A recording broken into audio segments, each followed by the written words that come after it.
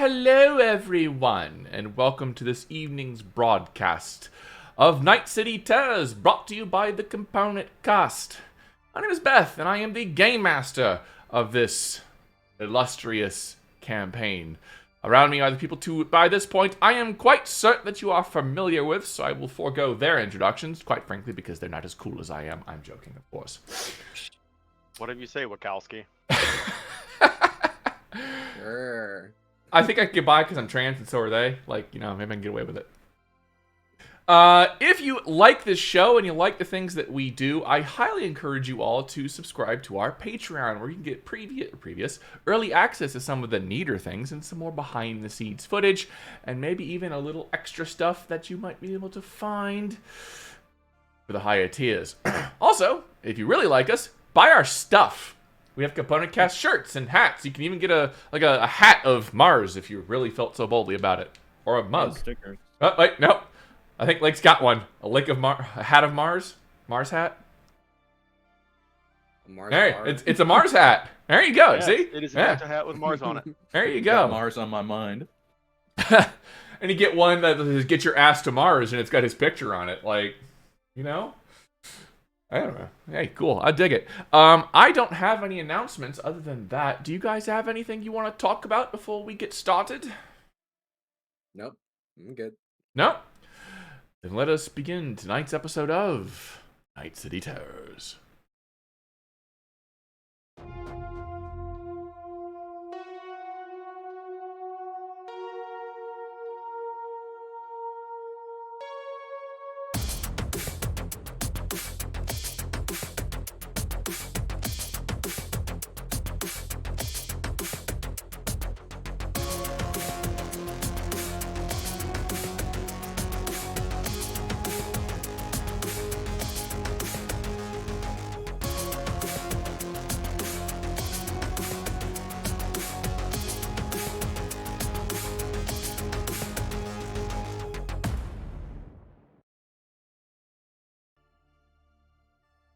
And we are back.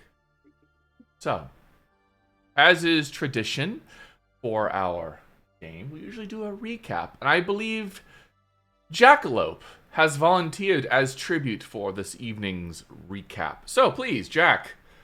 All right. So last session we got contacted by a new fixer, a rogue Amandares. Very impressive that she even contacted us. She was a bit of an ice queen, but gave us a job to find someone who has gone missing. That seems to be our forte now since we found the last girl. We went and checked in with the person who was hiring us, at Icon, and his fiance went missing. He said recently, but it was actually like 10 years ago when he decided to upload her brain through the Soul Killer into his phone. Little weird. Commitment issues right there is what I'm gonna say. We then turned it into, we have to go and find this phone. We traced it into a warehouse. Was it a warehouse? Server farm. Oh, server farm. That's right. We have two main suspects, and that is the Night City High Rollers, who are known for kidnapping execs, corpos, people of higher standing. They're mostly considered to be a joke, though. And the other people are the Saturday Night Butt Kickers, who we currently have eyes on right now. Yes. Indeed. Thank you. Take your little extra points. Hell yeah. So, as you, assuming you're driving towards this location. Also, Yes. welcome Raiders coming over from Midgeman. Oh, we got raiders. We got raided. We got raided. What? What's up, y'all? Midge is my boss, sort of, kind of. What's up, Midge? Maybe. As you approach the University District of Night City, an area you're kind of becoming familiar with, the neon lights and bustling streets give way to a more desolate and almost eerie atmosphere. Potholes and cracks in the pavement are lit by the occasional flickering street lamp, while the distant hum of the city provides a subdued soundtrack to the neglected corners of this particular section of the metropolis. You navigate your vehicle, Dantae, down a narrow and kind of poorly lit back road. You can make out the outline of the abandoned server farm. It's kind of once impressive structure, now a silent monolith, a testament to the passage of time and technological prowess. The metal and concrete edifice looms ominously ahead, its darkened windows reflecting the scarce light in the area. Excuse me. A few stalls are haphazardly scattered nearby. They're makeshift structures constructed from old rusted sheet metal and repurposed materials. The vendors, dressed in tattered clothes, hawk a strange assortment of items and wares, from scavenged tech to questionable food items. Their voices are hushed and wary, as if they kind of sense the unease that permeates this place. And as you park your car across the street from the farm, a little bit farther down, you notice a group of 5 gangers lingering right outside the door to the server farm building. These gangers are adorned with tattoos and piercings, their faces twisted into menacing sneers. They seem to be engaged in a kind of heated conversation, the occasional bursts of laughter punctuating their otherwise kind of sinister demeanor. You were expecting them, but you can't help but feel these guys are hustle. So, as you all are parked inside of Dante's vehicle, observing the server farm, what would you all like to do?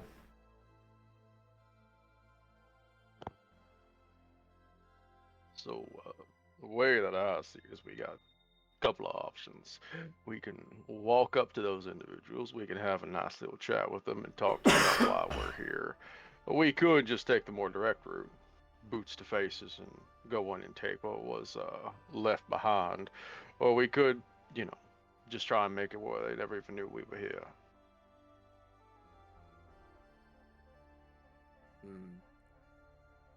I think if we make it so they don't see us for the most part, the less patching up I'm gonna have to do on all of you. For the purposes of, just so y'all guys can realize, this is at the corner of a kind of an L-shaped bend. There are no alleyways on either side of this building. It's kind of wedged in between a very large section of trash and a wall and another building. Looks like mini storage for any lack of purposes. How tall? How That's what I tall was gonna is ask. The mini build or the mini the mini storage? Well, let's see. Why don't I pull you all over to that map, and I'll bring up Tailspire. Ooh. I definitely wasn't ready for Tailspire. Oh, wow. Fine. Shame on you. Let me get I just poured it in.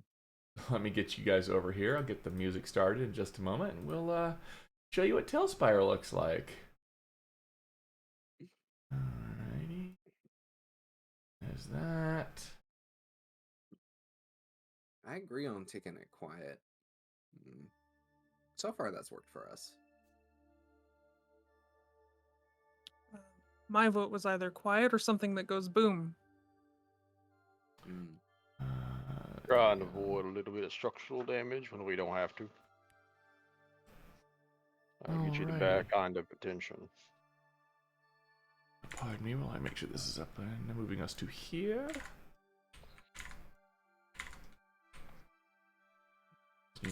There we go.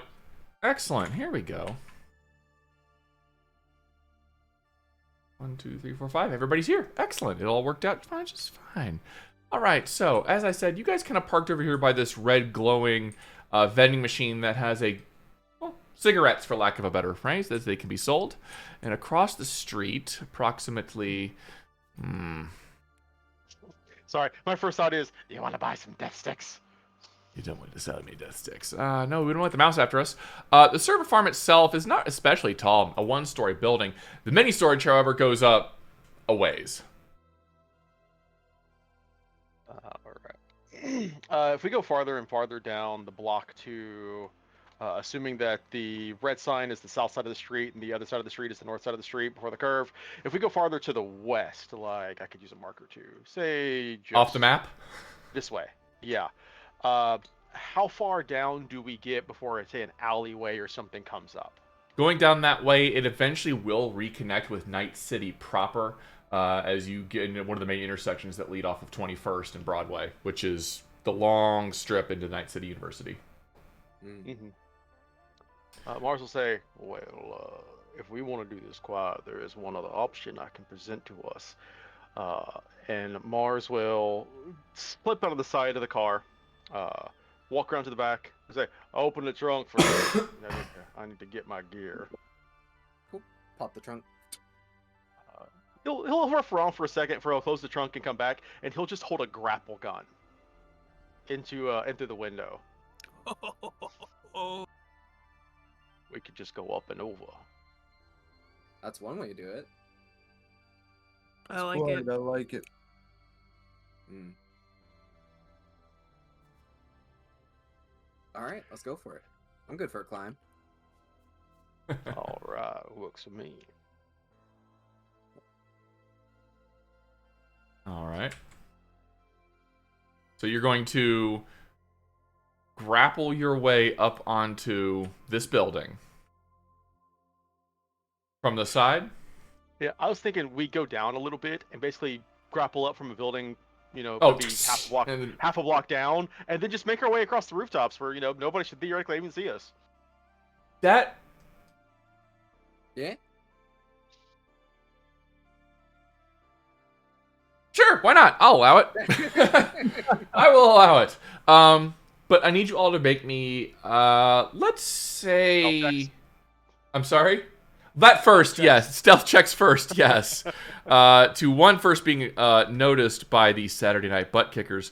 But I was also going to say, to avoid slipping on the uneven rooftops, which are likely filled with standing water and trash and all sorts of things we don't like talking about in our daily lives. I would like all of you to also... Corbin's setting the standard. There we go. Unseen. and Adalinda unheard. breaking the standard. Thanks. Nice. Don't forget to call out your numbers, guys. I got a 16. 16. I see a 28 from Corbin, a 4 from Jack. It's a 6. It's a 6. I got an 11. An 11. Okay. How about you, Riley? 25. 25. Nice. Okay, so you wow. brought it all up. The one downside to this entire endeavor is, Jack, as you get up without a problem. That's not the problem. But it's as you get up to the very top, your foot catches on a crossbeam and you just catch it right into a pile of dirt. Not dirt, I'm sorry, but slicky oil, nasty trash. Just Refuse. yeah. Ow! Don't worry, it'll wash right out. It'll wash right out. But will the pride wash out of it? No. Sorry, nobody saw it. Nobody saw it. Pat on the back. Because if any of you mention this, anyone, Mention what? exactly. Ah. I'm gonna remember this for later. All right, and as you guys are making your way across the rooftops, can I please get athletics checks from everybody? Cool. Should be a little better than that. I see 18. 17, 18, 16. Okay, good. Ooh, okay. Let's see. So 13. So then roll again. 17. 17. Okay. I rolled a 1 on the D10. So that You brings roll me to another- 13. Yeah. I rolled another again, and it's 0, so that's 10. So I got a 3, I think. Yeah. Yeah. Oops. So Oops. each of you are carefully making your way across the rooftops until you get to the drop down. Mars, as you get your grappling, you kind of punk it into one side. You slide down, no problem. Corbin slides down, no problem. Jack, finally, you're recovering from your pride stink. You slide down, no problem. Dantae, as you're getting ready to slide down, you grab it, and then your fingers slip, and there's a... You don't fall as much as you gracefully splat onto the rooftop of the building with a loud punk. And there is no response from anybody around you. Riley, I'm sorry, Arronax, no issue from you either. As you all kind of settle on top of this, I am going to move you guys over to the top of the roof. And then I would like all of you to do me another favor and make me perception checks. Perception? Perception, yes, please.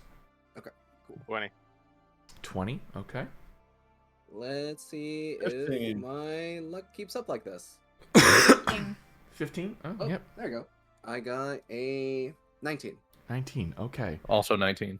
You guys hear from the inside what sounds almost like an overwhelming noise that's muffled. It's almost like 100 voices crying out at the same time. Imagine if you had a looped track of somebody pleading for help, that on repeat of various phrases all going off at the same time. You can see an access point on the roof. So it's Alderon. They're not silent. Can I walk over to the access point and see if it's like a physical or a digital lock? It is a digital lock. Okay. I'll look to Corbin and go, oh, alright, you're up, friend. Alright, let me sit down and see. Corbin's up. What do I need to roll to try and crack this? I believe there is a lockpick under technique, I think. Or Arronax. Yeah. I was like, Me? Yes, there is a pick lock. I got a But 16. sorry, as this... Okay, cool. Well, technically, it's electronic security tech, but whatever. 16 will work. As you... Actually, how do you crack a lock? A digital lock? Very carefully. I very descriptive. I picture Umbra just walking up to it, taking a look at it, wondering why Saint told him to do it instead of Arronax, and him I just just start punching grabbing buttons. it. He just grabs it and takes it off and unlocks the door. We're Yeah. good. There we go. It's the master lock of electronic locks. The door will Yes. slowly pop open. Okay. The sight, if you guys peer down into it, is both mesmerizing and unnerving. Rows upon rows of servers. Their blinking lights casting an almost hypnotic glow across the room. Each server is connected. Arronax, you can tell this. There is a table with an agent just sitting on it that's connected to a central hub. But each server is connected to at least 10 more agents. So go ahead and make me a electronics tech. Check. Right. We're looking for a fucking phone. 16. 16. It's not hard for you to figure out what's going on here.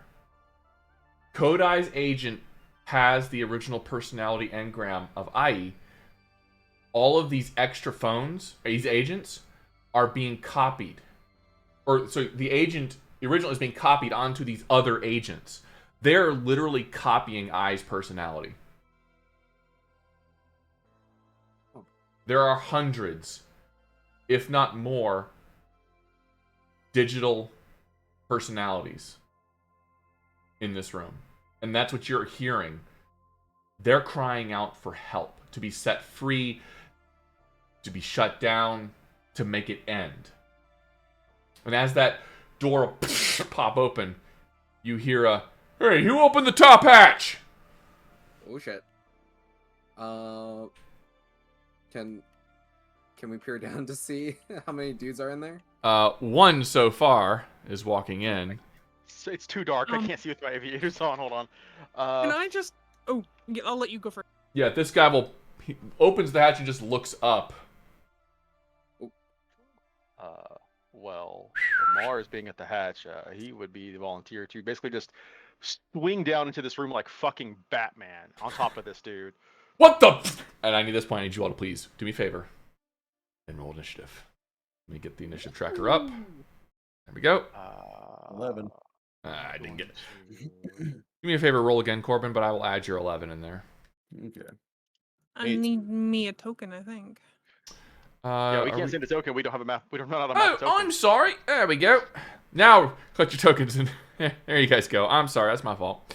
Should be good now, though. Alright, I'm just gonna do it to add myself on there, but I'm just gonna roll my physical dice. Okay. Oh, not bad. All right. 1.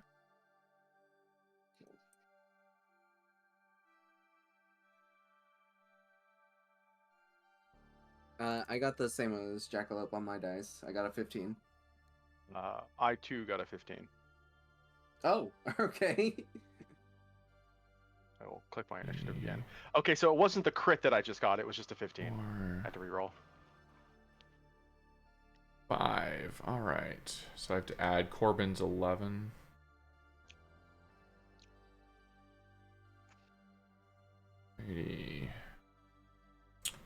Corbin, do me a favor. Roll one more time. Make sure your token is selected. Got an 8. That's fine. I can fix that. I just need to get you sorted in here. I don't see you on there. You don't have your token selected.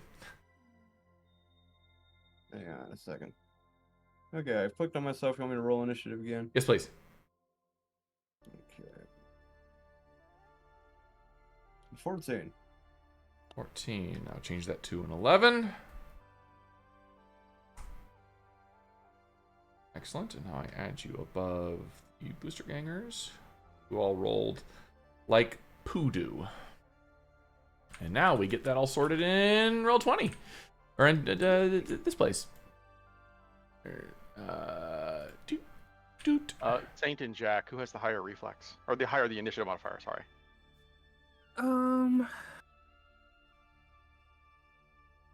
You said my reflex is 8. Okay. So I think Jack should be before Saint. Mars. Jack should be before Saint. Copy that. Adjusting. Got it. Adjusted. Let's see. Booster ganger. Oh, you're both 8. Number 3 is first. Do you want to? Butt kicker 3. After You know what? initiative, I think it's luck. Who has the higher luck? That's not me. Okay. So I was wrong. It is Saint before Jack. Got it. Yeah, Adjusted. Saint, I got Saint is the one out of the party And that has like, the Arronax. most luck. He is lucky. Yes. It cannot be very lucky. contested. Yeah, no contestation. He learned to drive the way he learned to drive. You need a little luck. And it's Yeah, 5, 1, 6. yeah, exactly.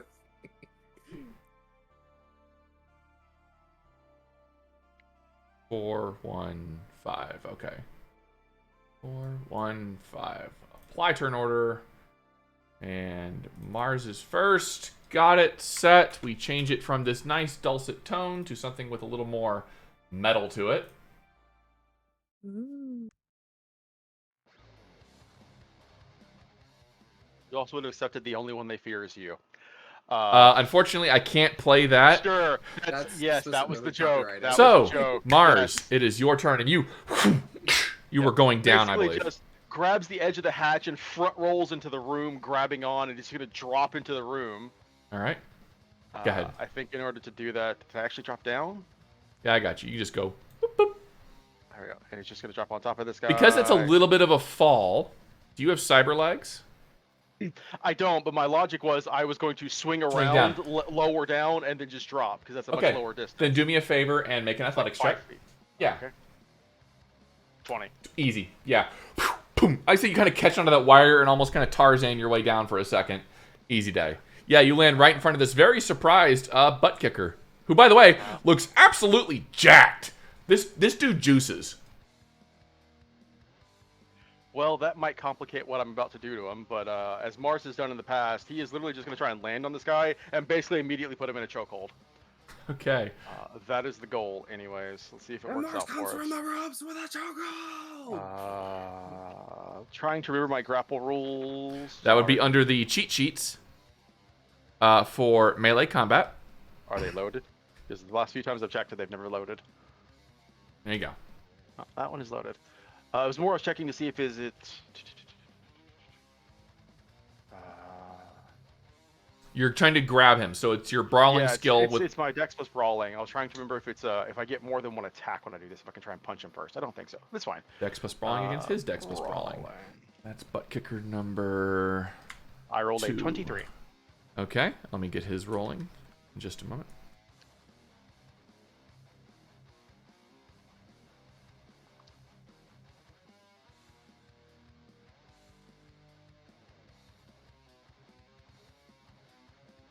One moment. There we go. One moment. Truly, Mars just reminds me of like, what if Batman was allowed to kill and use guns? Then he turns into Batman Thomas just went Wayne. ape shit. Yeah. That's why Todd exists. All right, fighting.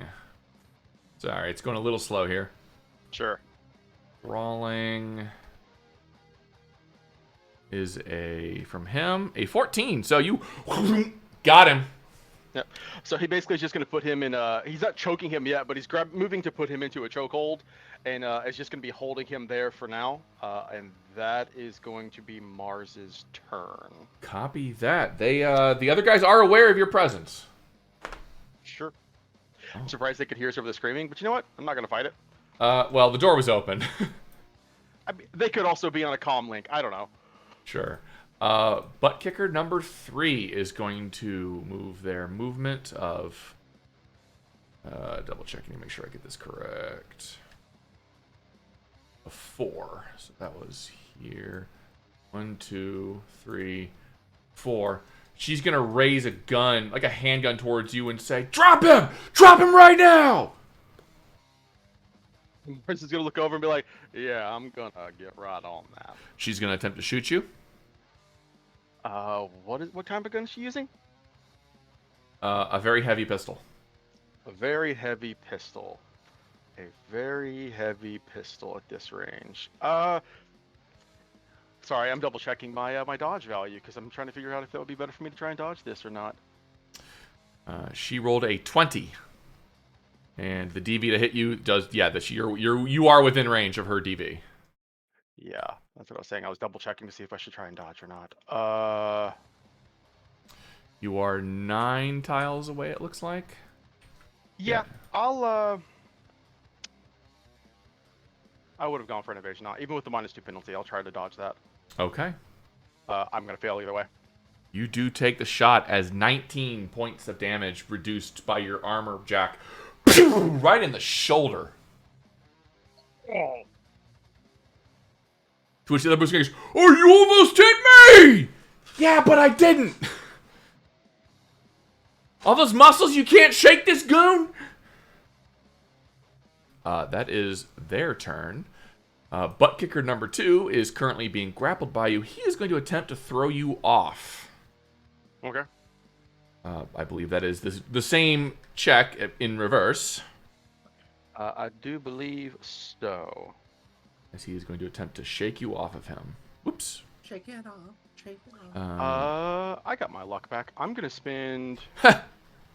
Well, I'm not gonna spend any luck on that. Apparently, he gets a 0. Oops. Not only did I get a -1, I got a 1 and a 10. The worst you could possibly get. Yeah, that is as close to as critical failure as you can get. He tries to get away from you, and it ends up just being a little awkward. And we will skip on past that topic. Little Saint, you hear gunshots. You see Mars just took one in the shoulder. Cool. I'm just imagining that dude just like trying to flex Mars off and just farting. Alright. Let's see here. Do I know that they're coming in from like the main door? Yes. Okay. Then in that case, Sage is gonna do the easy thing. And we're gonna do, let's see here. That is sweet. That's 7 tiles exactly. So I'll move my movement right over here. And then what I'm gonna do is so Beth, you see that spot between what is it? No, I can make a ruler. This like little square right here. Which one? I'm sorry. This. Let's see here. This one. Okay. Yeah. Here. Yeah. Yeah. I got you. I'd like to use one of my grenades and toss one of them down there. Which one? They're both the same, so it's just the I looked this up. I don't know what type of grenade you have, as I'm asking. Oh, okay. It is a armor-piercing grenade. Armor-piercing grenade. Okay, make me an athletics check. Okay, and then might add luck to this just to make sure that goes smoothly, but we'll see. Okay. We'll call that good. 18. 18. Okay, you are able to land it. They are both going to try to evade. Okay. 12 and 12. They both fail. Roll 6d6, as I believe that is the damage of a grenade. Yes. And it's armor piercing, so it's gonna. It is. If they have armor, it's gone. No, it's I'm just shredded by. It's shredded by 2 instead of 1. Oh, I'm okay. That's true. so glad you did that, because if nobody did that, I was gonna steal someone's grenade and do that. Okay. Ooh. Alright. And then. Okay. Let's see here. Couple ones, but that's okay. 17 points of damage. 17. All right, you drop this thing, goes ting ting ting ting. You hear a oh shit! Boom! As a cacophonous explosion detonates in this region, the shrapnel flying in every bit of way. Both of the booster gangers screaming out in pain. They're still alive, as the armor does still absorb majority of the damage, all but 6 of it. But their armor, instead of being shredded by 1, is now shredded by 2.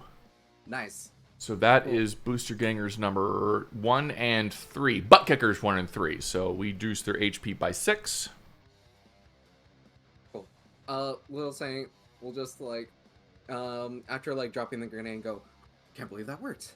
And kind of like look to his team and go, all right, Arronax, just end the turn.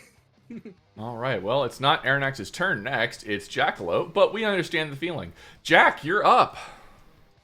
All right.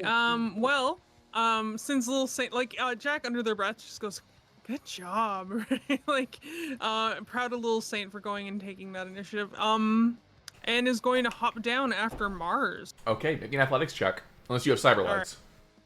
I do not. Okay. 15. Yeah, you and land yourself right down there. I will move you for you. Excellent. I will just and you land right next to Mars, who is hey, Roof. Not so you can Would come you back. consider this my movement? It is. I mean, falling is not your movement, but you only expended 1 of it to get down there. Okay. But falling is generally not a movement spend. But you do land right next to Mars, who is currently choking out probably one of the biggest guys you've seen in your life with relative ease. Okay. I would like to draw my shorter sword and just kind of stick this guy with it while Mars is. All right. Grappling As he is currently grappled, he well, I'm gonna make that DV a little bit lower. I believe is the. Okay, that's fair. Let's roll this. It's he has a -2 penalty. Yeah. I rolled an 18. 18. All right. Let me roll his evasion. Using a very your light weapon. That's your show. That's my shoulder shorter. Got you. sword. Yeah. All right. His evasion. Ooh, excuse me.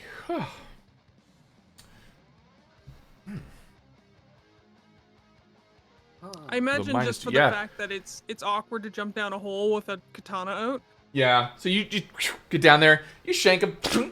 Get through the armor a little bit. That is have 1 point of damage to him. Okay. And I'm going to probably get out of the way of line of fire. Yeah, I am going to use the rest of my movement to kind of duck behind a server. Okay. All done? All done. All right. Spencer, you're up. Literally, you're on the roof. I know, it's crazy. The view down there is insane. I'm going to make sure they don't have anything, because last time we went into a building without looking first, there were 2 sentries waiting for us. So I'll start with a net action of doing a scan to make sure there's nothing in here. There are approximately 246 net access points inside this building. Jesus Christ. Lord. Are they all inside? They're all inside. Oh my god. You can determine, however, that majority of them are agents, 30 of them are servers. Oh god, alright. Do I have any indication that there's like a main server? Or there is are they one. all kinda... Yeah, there is a main server. It's where you saw Kodai's agent. Is that little desk in the room? It is, yeah. Alright, well, seeing as I'm using net actions, I might as well make it worth my while. Let's get down there. All right. Let's use the first of my 8 move to... All right, make an athletics check. You got it. Go, Arronax. He's athletic, he's strong. Until Yes, you he roll one. is. 17. 17, yeah, no problem. Boop, boop. You get All your way right. down there, yeah.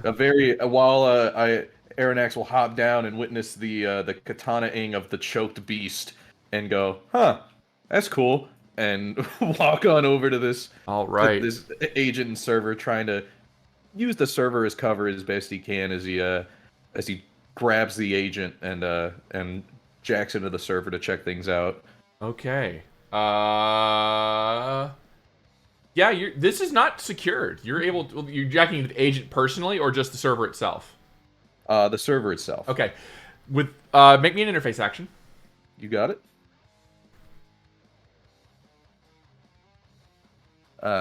10. 10. You able to get in without any issues. It's not passworded. Like, they did not expect anybody to get in here. But what you do realize pretty quickly is that the screaming and cacophony of noise is copies of I's digital construct being copied onto other agents. You see a detailed plan that the high rollers are intending to sell these agents. Oh, that's crazy. This is like her level stuff of Her potentially level stuff. black. Oh, that's a movie reference. Okay. But well, that's no good. And since I'm in the server, I'll use the last of my 3 net actions to try and start a virus. If there's nothing on here that catches my eye to take. A virus to do what? It takes an hour to craft a virus, by the way, I think. I thought it was. Prepare one. I think, if I remember right, there are examples of it where you can determine how many turns it would take, how many net actions it'll take to do such a thing. If only there was this thing in the book. Not sorry, the book. Let me double check to make sure we get this rule correct. Well, the first thing to determine if it's unsecure, is there a net architecture? There is not. It is just a copy simple interface. It doesn't look like these servers were active until recently. Okay, cool. Net architecture, you can leave your own virus.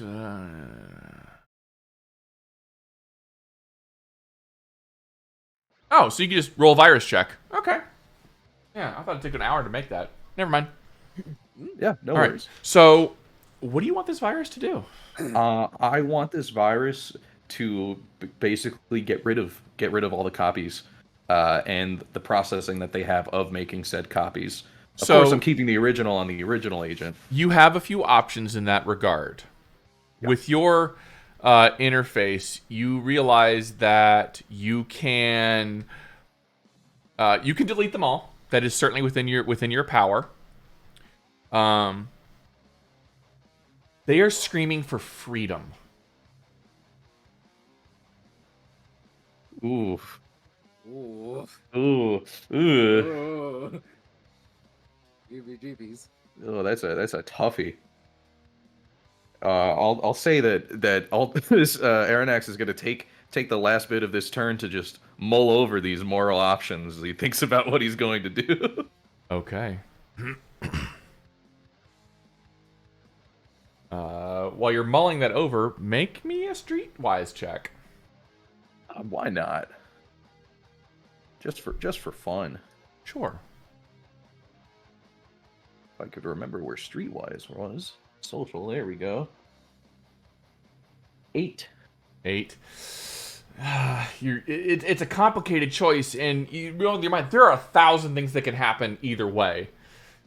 Depends on, well, who's gonna get them? Is Netwatch gonna get them? Are they just gonna vanish into the ether? Moving on to next turn. Umbra. Well, seeing as I'm, one of the last few people up here, I think I'm going to swing over the ledge and join everybody. Athletics check, please. 12. Yep. A little bit slipperier for you as it's already been used. The wire's not hanging in the nice place anymore, but you are able to get down. You kind of slip for a second, but you manage to catch it. You lose 1 movement as you land. Oh. Okay, I am now down here. I cannot see past the roof.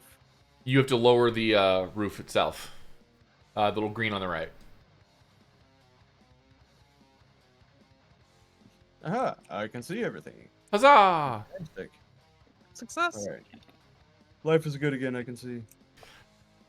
Life is Okay. good again. So, I'm basically like literally right on top of the butt kicker, correct? The big old boy. Yeah. Yeah, I'm gonna sit there and take my SMG and pump around into him. A single, you can auto fire from that range. You know what? Let's do it. All right. Let me turn you around. There we go. All right. Yeah, you can auto fire him if you want from that range. That might work at that range. All right, out of fire, I got a 17. Up close and personal, how likely are you to miss? Auto fire from that range with an SMG. Let me check my cheat sheet to see what the DV for that would be. The DV from that range would have been 15, so you are able to hit with a +2 over it. So go ahead and roll SMG damage and then multiply it by 2. It's 2d6. Got him. Sorry, no, it's 2d6 times 2, so it's 46. Oh, I gotta roll 46. Okay. 9. 9 points of damage. It does not go through his armor. Yeah. did not get good rolls on that. I was like, bad dice. Put him in dice jail. Yeah, you. And you ever seen Chunk from Goonies and that meme of bullets just bouncing off of him? That's what you're getting the impression of. He is deflecting it with the sheer power of his abs. Awesome. That's not good. Little terrifying. Wait. Or as subdermal armor. Dost thou even hoist? I guess not. Alrighty. That is your turn. Butt kicker number 4 is going to look up. Shit! Get behind cover. We'll take a look up at you, Spencer. And she's going to unload a round in your general direction.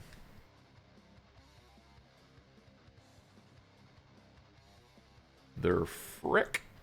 Oh, stop it, roll 20. Thank you. All right, that is butt kicker number 4. Okay. Wait, I thought Spencer was in the back with the computer. She's not shooting at you. She's shooting at you. Did I say Spencer? You did say Spencer. I'm sorry. She's shooting at you, Dantae.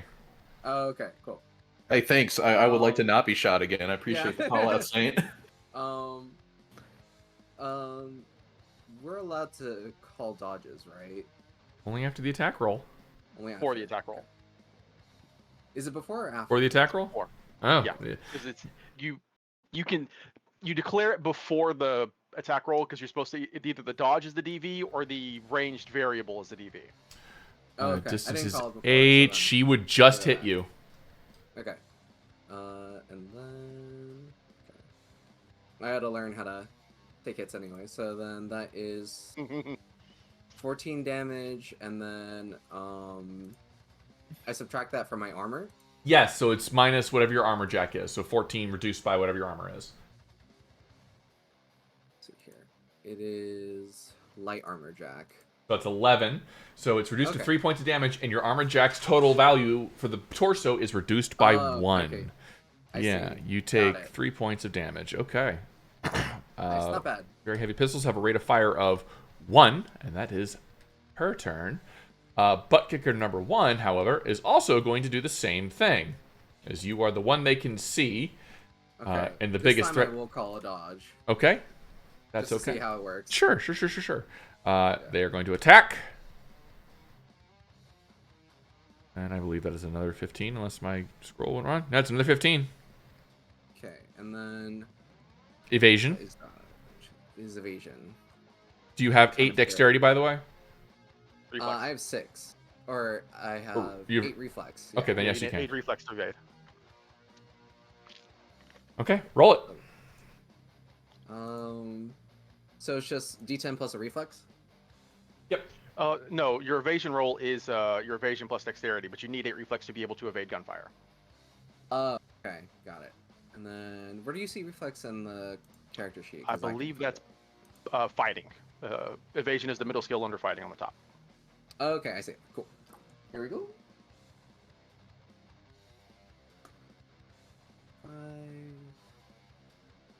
17. 17. Yeah, the bullet. You.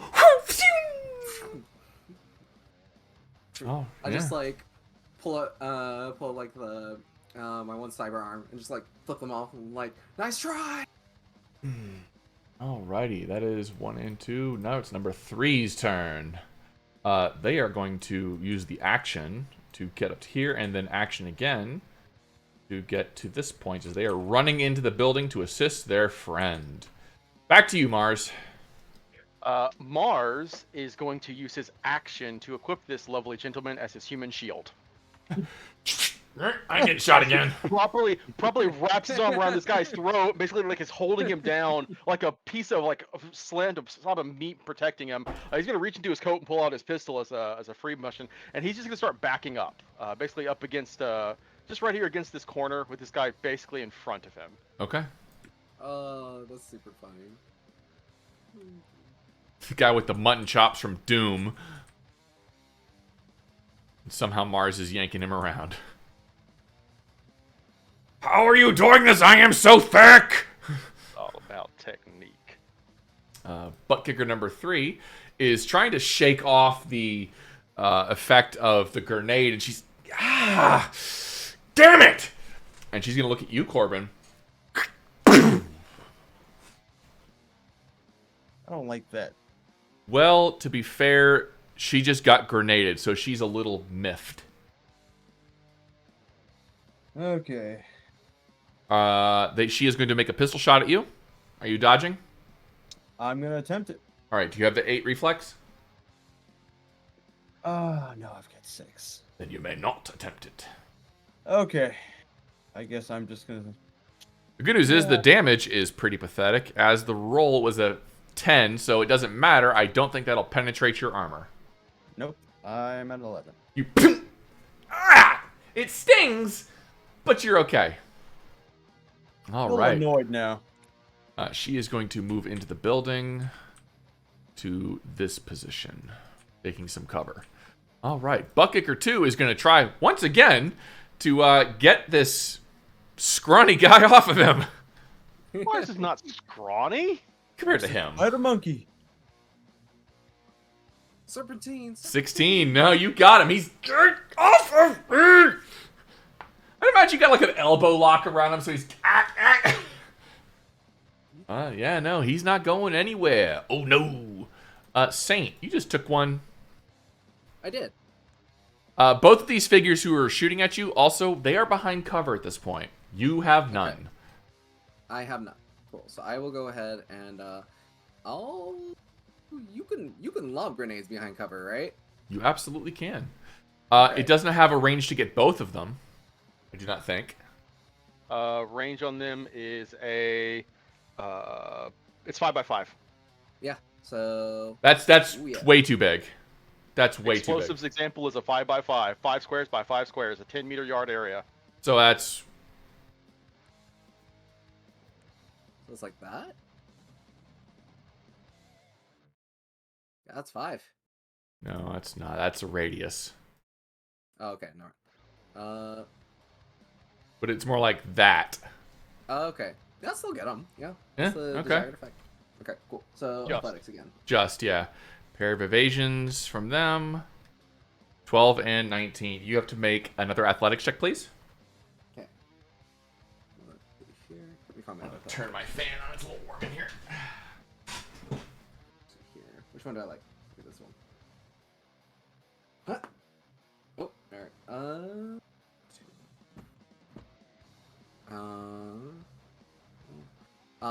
I would like to add 1 point of luck to this. Okay. Okay, so then with the 1 point of luck, that puts my athletics at 13. 13. That is a failure, unfortunately. The grenade gets close, but unfortunately, it kind of goes over the head, too far away, and kind of detonates in the middle of the street. Alright, fine.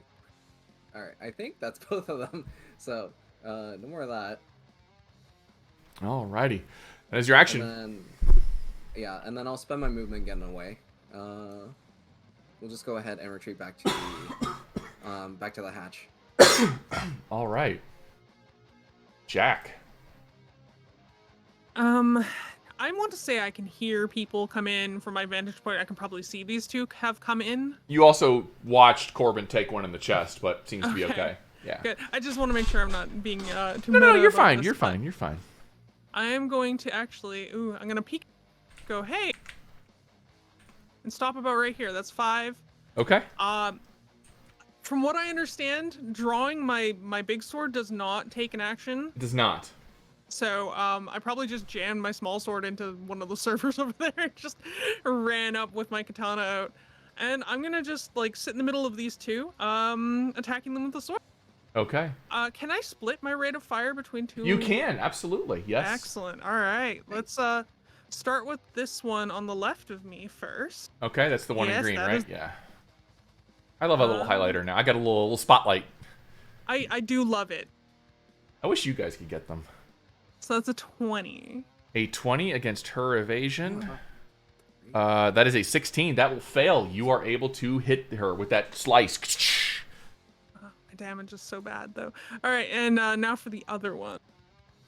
14. 14. 13. That's a failure as well. So 8. So let me do the math real quick. So the first one took 6, reduced to 3 on, that was Booster Ganger number 3, and then the other one took 4. Mm-hmm. So that's Booster Ganger number 3 and 5 took 3 and 4 respectively. Alrighty. That's the health reduction there, and a little bit of health reduction there. Alright. Okay. Yeah, Slice, that's my slice. turn. Like to imagine Jack just barreling around the corner, just flying at Katana the drawn. sword. No. You're totally like, you got that Bata Jutsu stance. You watch way too many, movies. Yeah. If it was a movie, they'd fall down instantly. Instead, they just go, ah! Too much armor. They don't wear armor in the movies. Yeah, exactly. All right. Back to Spencer as he makes an ultimate life-changing decision. Or, maybe. I don't know. Perhaps. All right. So the reasoning that Spencer has come to as he thinks back, while he might not know a ton of things, what he does know is technology. He would remember that via the essence of the data crash and what happened afterward with roaming AIs and Blackwall being made and Rabbids, it's probably not a good idea to let these things loose.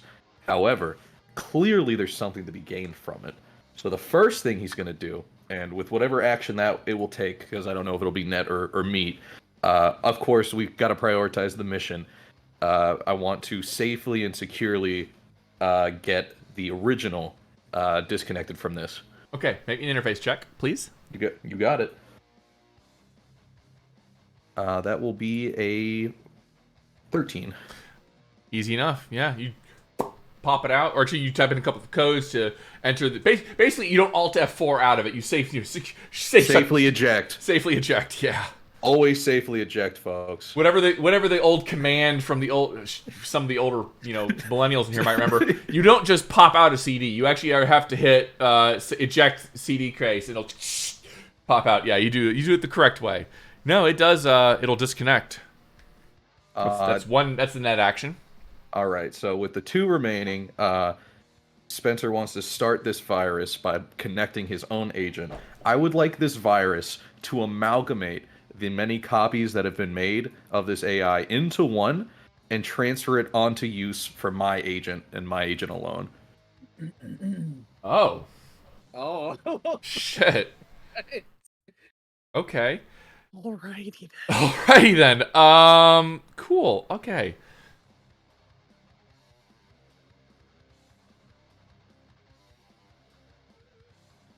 Okay. This assignment will take you 12 net actions to complete. Okay. Over the next 3 turns, you're going to have to start making interface checks. Yep. The more successful you are, the more complete your copy amalgamized will be. So, make me one more interface check. You got it. So That will be Siri, but better. We'll see. We'll see. This is We'll see. if we talk about it, we'll talk about it. Spencer will probably bring this up in conversation once we're done, but we'll get there. That'll be another 13. Okay, that is about what you need to do to get that ball rolling. All right, and so just since the first thing was a net action, that's just 2. So with 10 left, I only have 3 a turn. This will take 4 more rounds. Yep. Gotcha. Cool. Okay. That's my turn. The rest of you hear as some of the servers start flickering. Alrighty. Whew. Umbra. Somebody shot you in the back. Yeah, let's see. Okay, so I'm pretty much right on here. I'm gonna, come join Jack over here, my wonderful fellow compatriot. And Welcome to the brawl. That's right. I am going to unload everything into the one on the left in the green shirts. Okay. Who looks like she's wearing chainmail, by the way? Well, let's sit there and see what we get. I got an 11. Really. 11 will not hit at that range. Yeah, I don't know how you miss, but... It's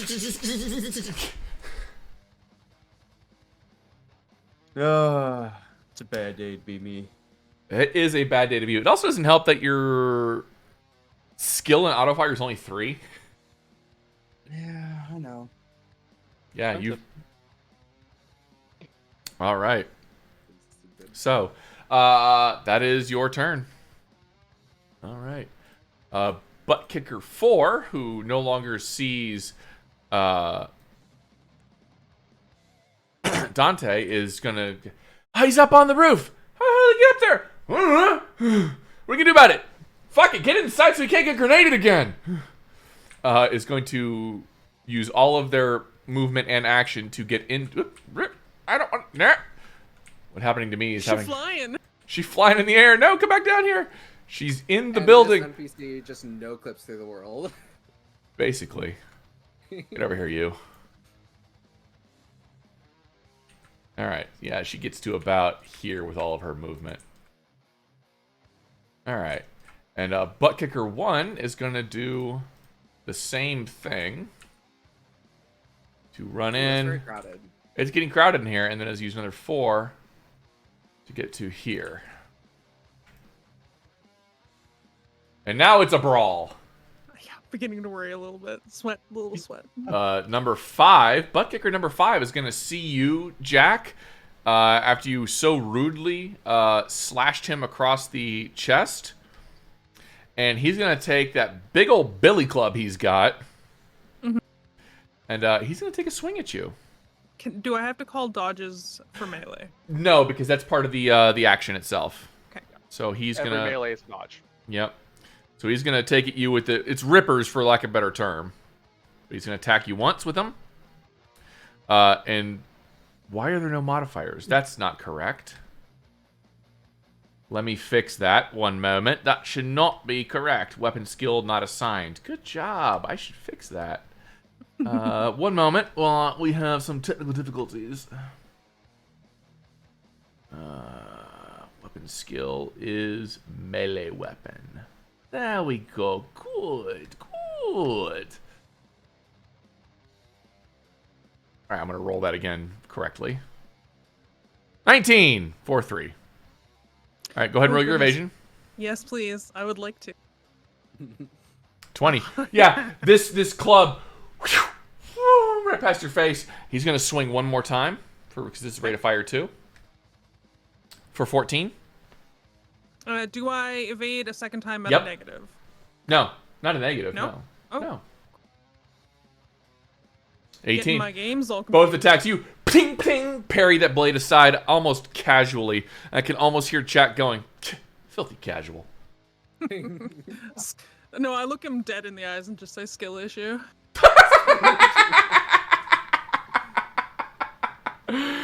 That's not a kick to the pride. Mars. So this is real quick, and I was heavily debating whether or not just firing into this group of people, but I got a living target right in front of me, so Mars, being the upstanding gentleman he is basically going to take his pistol, just put it into the ribs of this guy, and start pulling the trigger. I've already put a stab there for you to help. The good news is he can't dodge, because I'm currently making him into a human shield. The bad news is that... Oh, actually, no, it's all good news, because I only have to hit a DV11 for this. So that's a 22... I'm shooting him twice, and a 21 for 13 and 13 points of damage, respectively. Neither of those were a crit, though. Ow. Kidney shot. He's still alive. Albeit barely. That's... Yeah, what's that? Okay, yeah. Actually, no, he's only been hurt a little bit. He was stabbed once. With 1 point of damage, yeah. And that bladed, and then hit him, got bladed, and now he's been bladed 3 times. So that's 4 and 5 damage, so 9 total from your end. Okay. Yeah, he's still alive, but... Ow! Yeah, that is Mars's turn. He's just going to sit back here. Alrighty. Actually, no, he's going to move up just a little bit. He's going to move up so this guy's not like immediately in range of Arronax. He's going to push him to at least 1 square forward. Okay. Alright. Butt kicker number 3 is going to keep going after Jack. Actually, no. You shot at him, Corbin. Or her, excuse me. She doesn't like that. So 1 attack is going to go against Jack, and 1 attack is going to go against Corbin, respectively. So the first attack on Jack... Is this with a pistol? Is with the Rippers. Okay. I will evade. As you are in melee range. Easy. Second attack is going to be on Corbin. I would love it if there was a skill where I could parry this instead of it hitting Corbin, since we're so close, but I don't think that exists. Filthy casual. Parry this, you filthy casual. Corbin, go ahead and roll me an evasion. Okay.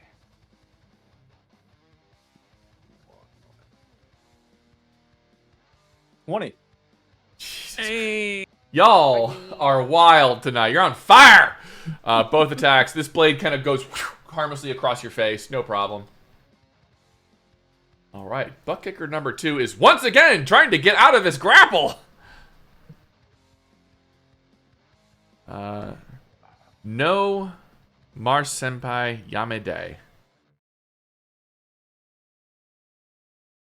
He's going nowhere. He's going nowhere.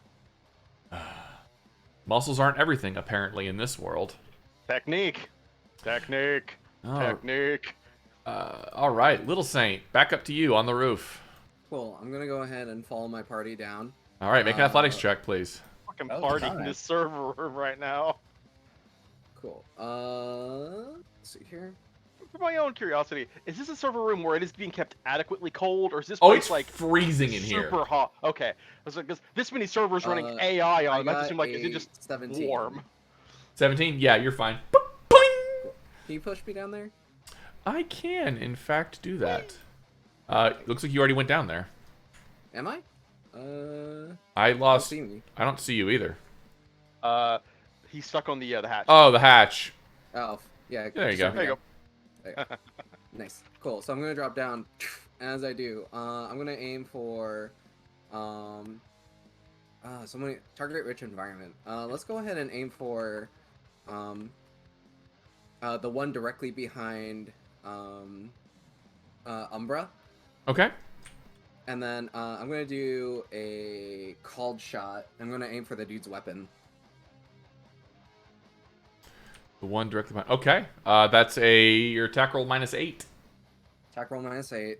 Cool. So let me see what I get here first. And then I think. Let's see here. Let me just check the range really quick just to see what DB I gotta get. Alright, not far. Just a 13. 13. Yeah. Cool. Come on. Okay.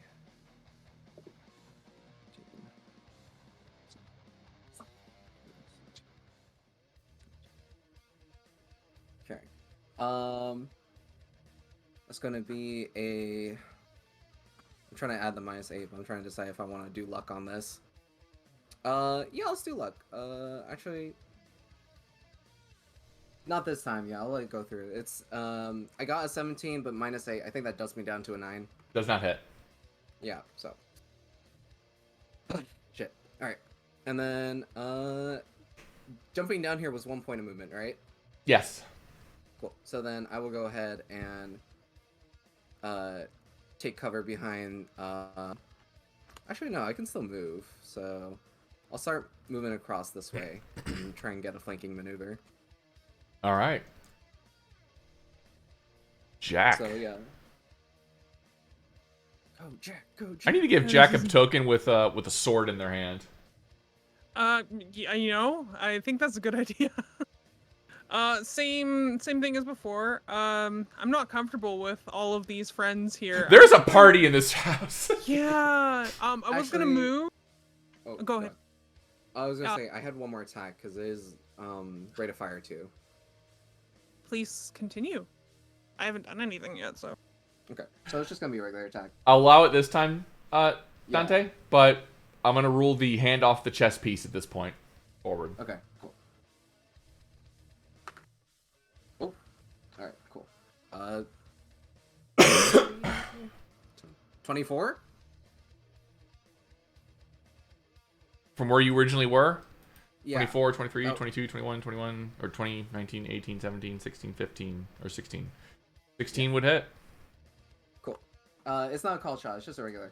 Oh, okay. Yeah, so I'll just roll the 3d6. Ooh, that's a crit. I got 2 6s. Okay. Hey. 12 plus 4, 18. What do I do when I get 2 6s? Roll 2d6. And add 5. Or add 5 damage to the add 5 damage to the total. Please roll dismembered arm. 19. Call shot at the hand, miss. Random wild so it's shot. 19 damage total. Yeah, 19 total. With the And +5. there is a critical hit chart that I have to find the page on. I'm sorry. I was just on it. Yeah, I know. I keep forgetting the page. One of those critical injuries to the body, 187 or 221. 187. Yeah. 7. Okay.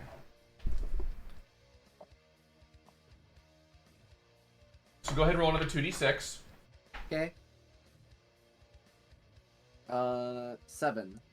7. That is So close. foreign object. At the end of every turn, you move. Every turn you move further.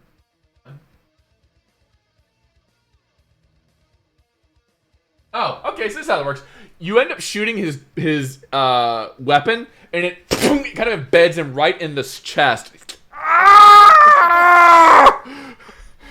So not quite what you intended, but it counts. It counts. It counts. Yeah, nice. Cool. That's it. I'm done now. Alrighty then. That was 19 damage total, you said?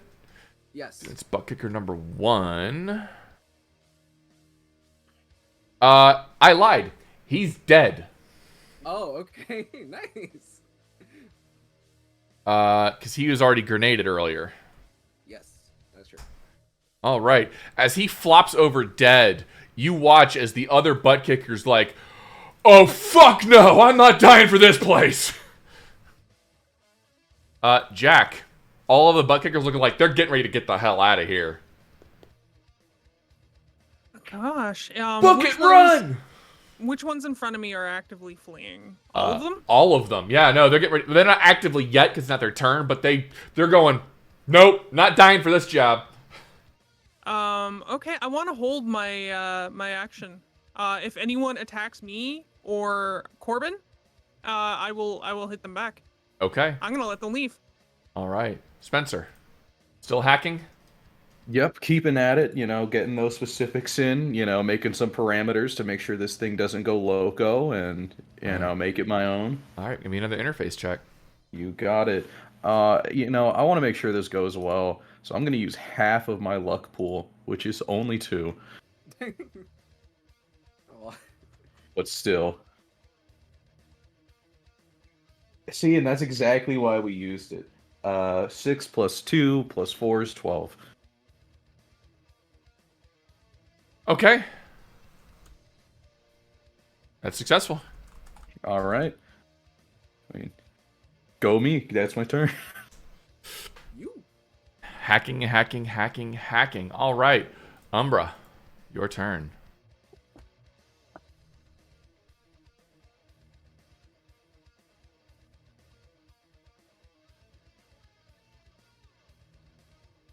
You're muted. Oops. They're really thinking about it. Okay. As I was saying, as Jack was doing, I'm going to back up just a little bit and let them leave. All right. Butt kicker 1 is dead. Does not get to 10. Butt kicker 4. Out of here. Running across the street. Books it. Yeah, she fleeing. Butt kicker 5. Also running. Quite athletic for a guy. Mars. Not very good goons.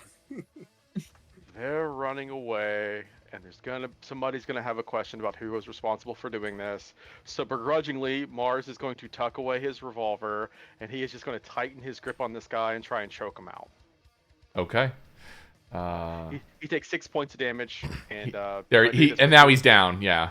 Okay, so he is unconscious. Yep. All right. That is gonna be Mars's turn. All right. Butt kicker 3 is out of here. And I am effectively going to say combat is about to end unless you guys do something.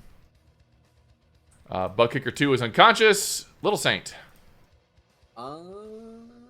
Yeah, I think if we're just gonna let him leave, and Little Saint will just probably move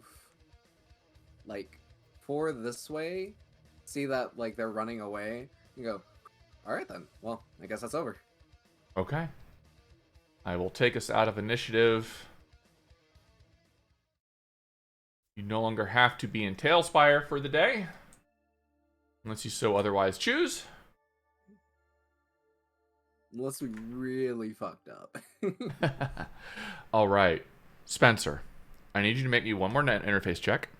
You got it. Oh, that's a win right there. That's a big win today. Oh, that's a big win today. Is that a 10-10? That was a 10-10 for 24. Outstanding. So, Spencer, driven by a mix of empathy and ambition, you start merging. And you all start, you're not observing the results, but you're watching what's happening around the servers as they start blinking out. Merging all of the eye copies into a single cohesive consciousness that you can harness for your own purposes. This task is difficult. And as you start fingers dancing across your interface, the glowing holographic display casting a kind of eerie light across your face as you are focused on this expression. What is everybody else doing? Uh, I think. Removing. Go ahead. Oh yeah, I think Lil Saint's just gonna go over to the body and like check to see what they had on them. Same. Cleaning off my blade and grinning from ear to ear. A really crappy gun and about 16 eddies in cash. Okay. Let's see here. I'll take the 16 eddies. Why not? All right. Arronax with Same. eat. Yep. I was like, same for the big dude, I'm guessing. Yeah. He had no he had no weapons. He was all fisticuffs, but you know, it didn't seem to matter. Alright. Spencer, with each passing moment, your mind races to keep pace with the ever-shifting flow of data, initiating a complex series of algorithms designed to carefully merge a fragmented consciousness, taking great care to avoid any corruption or loss of data. You can see, all you watch is sweat is beading off of his forehead as he is furiously typing away into this interface. The weight of that task growing heavier and heavier with each passing moment. The sound of the screaming and the pleading starts to get replaced almost by a more harmonious chorus that slowly goes silent. One more interface check, please. You got it. And I'm going to put the other piece of my luck in here, my last two. Okay. While this is the sound has changed, I'm gonna say, well, it seems like Arronax is doing something right. As you're nearing completion, you brace yourself for the moment of truth. We have a 15 for the final check. Okay.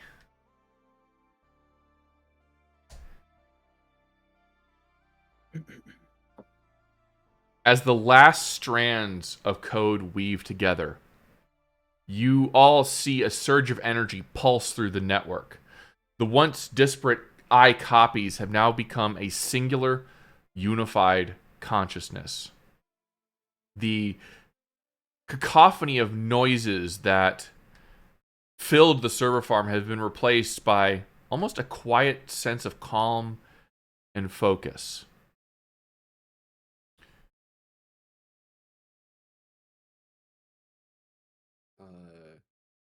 Arronax, you good there?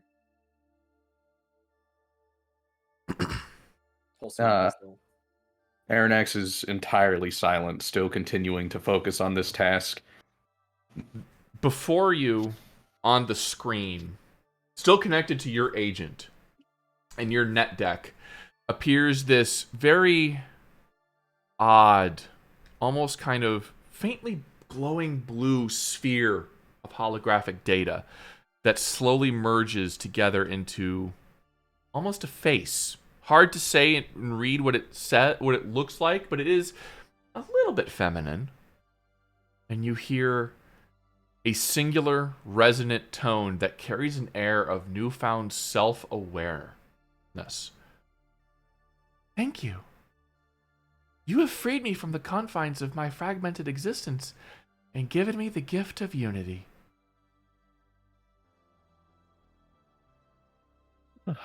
Well, welcome to the world. There's almost like a child, if for anyone who's come over to the computer to watch, there's almost like a childlike wonder across Arronax's face right now. The hell is that? What'd you do? It's not an it. And they are whatever they want to be, unless they'd like us to name them. I am a fully aware, unshackled AI. Oh. You know what? It's Unshackled. fine.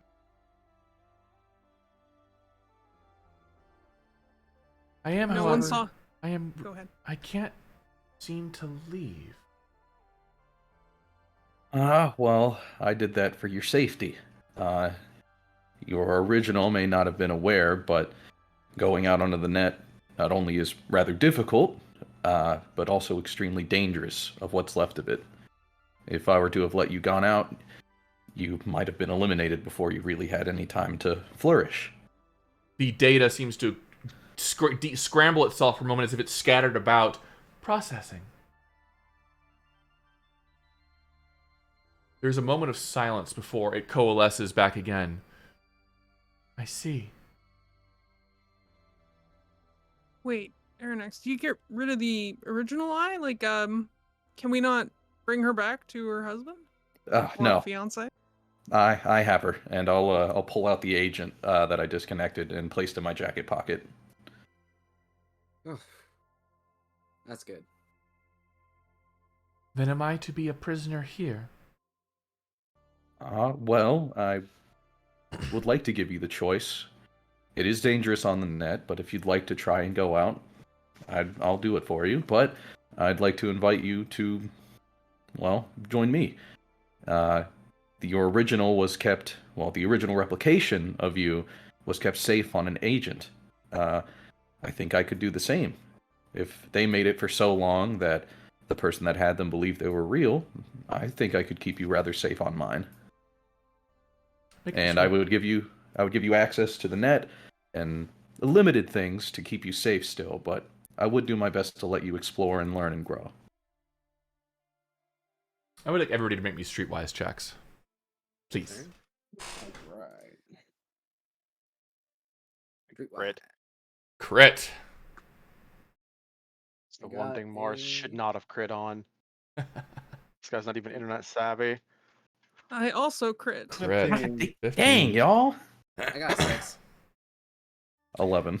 AI are outlawed by Netwatch for a reason. Yep.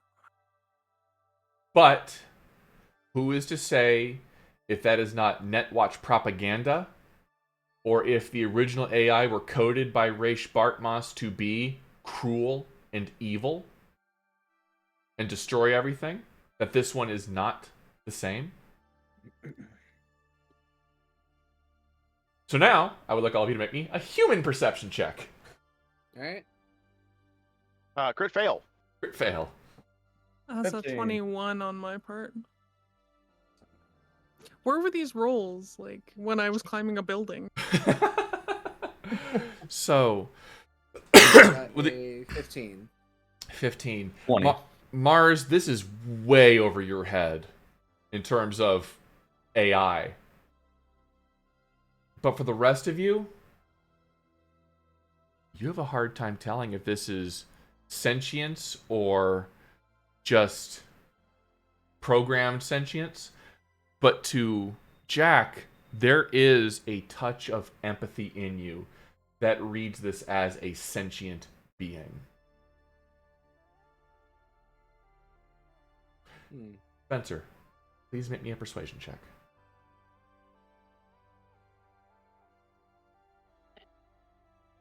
Yeah, I mean, I guess it's a full-blown person. Big rolls when we need them. Big money, no Good whammies. luck. A crit for 10 plus 4 plus 4 for 18. I will go with you for a time. You can leave whenever you'd like. Do I have a name? I can give you one if you don't want to pick one for yourself.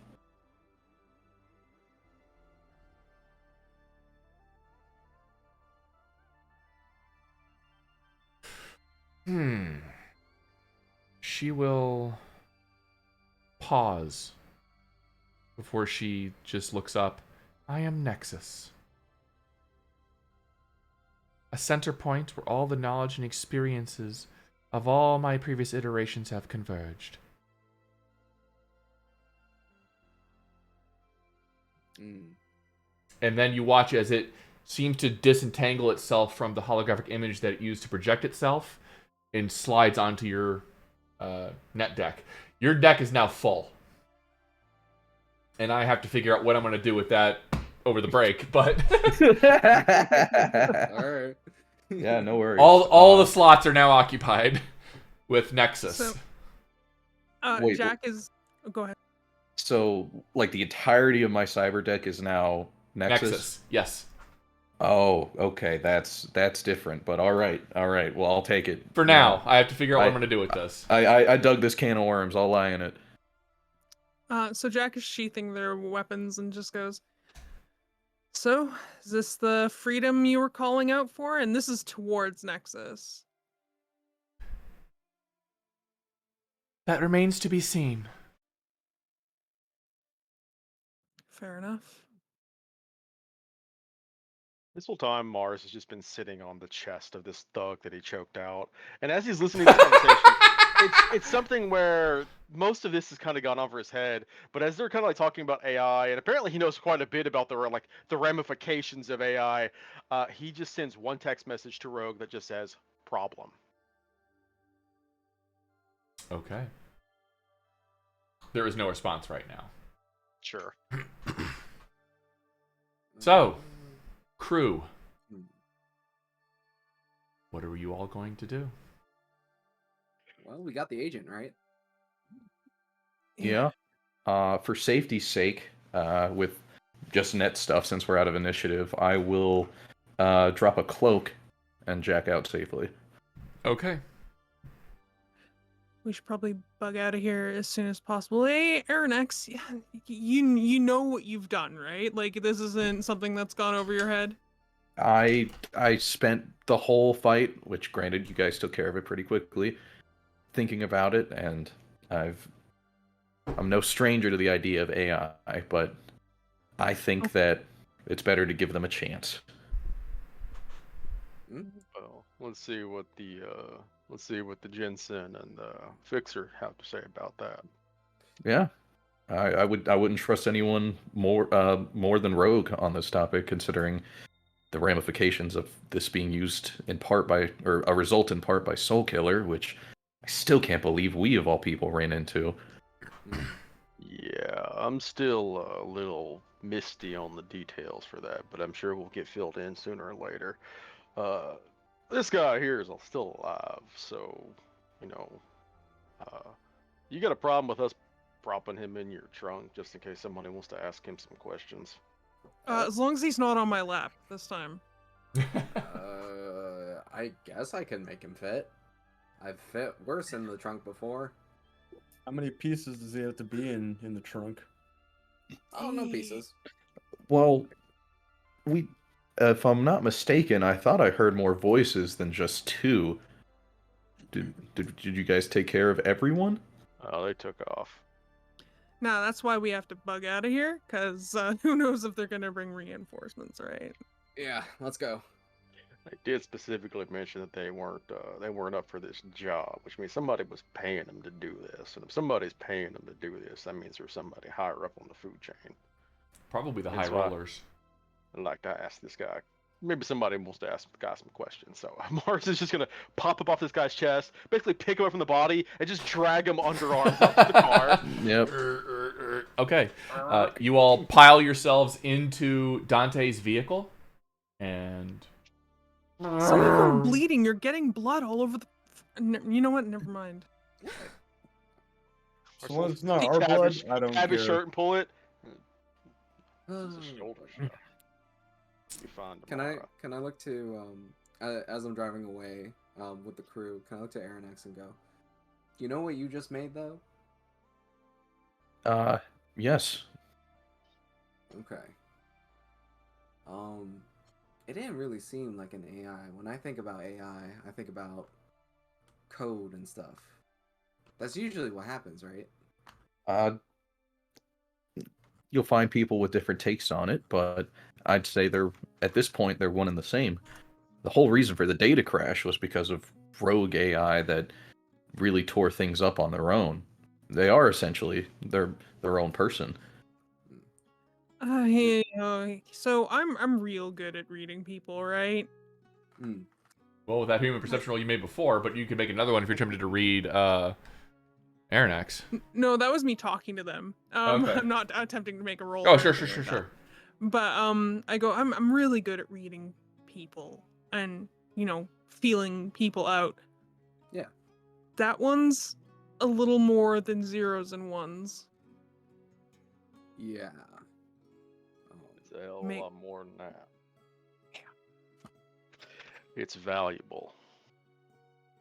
You got yourself a sealed away bona fide AI. And whether or not that's something that's actually thinking for itself or just programmed to think that way, people are going to want to get their hands on that. And that means you got a bullet, you got a target on the back of your head already, and you don't even know it. I think I had a bullet on my head when I showed up late for Rogue's meeting, apparently. Even though I showed up on time, You and get she it- started yelling at me. You do get a text message back, Mars. Mm-hmm. Solve it. Just looks at it for a second. Real fucking helpful. Well, if we're gonna talk AI, and Arronax will tuck his agent away and pull out cons, let's check on our guest, and we'll activate it if it's not activated already, and try and check on our lovely hostage now saved. Kai? Mm-hmm. Kai, where are you? I can't see you. You're not Kai? Where am I? Bring me back to Kodai, please. We will, don't worry. We just got you back. I want to go home. We'll take care of you, don't worry. And now that we know they're good, I'll deactivate the agent again. Okay. To not have that voice in our heads. Guess Where- that solves that. Where are you going? What are we doing? What a tragic state of affairs. Seems to me she wants to go back to Kai, so no harm in letting him have the agent again. For a Not reminder, being kind of a- for a reminder, Mars, she is programmed to want to go back to him.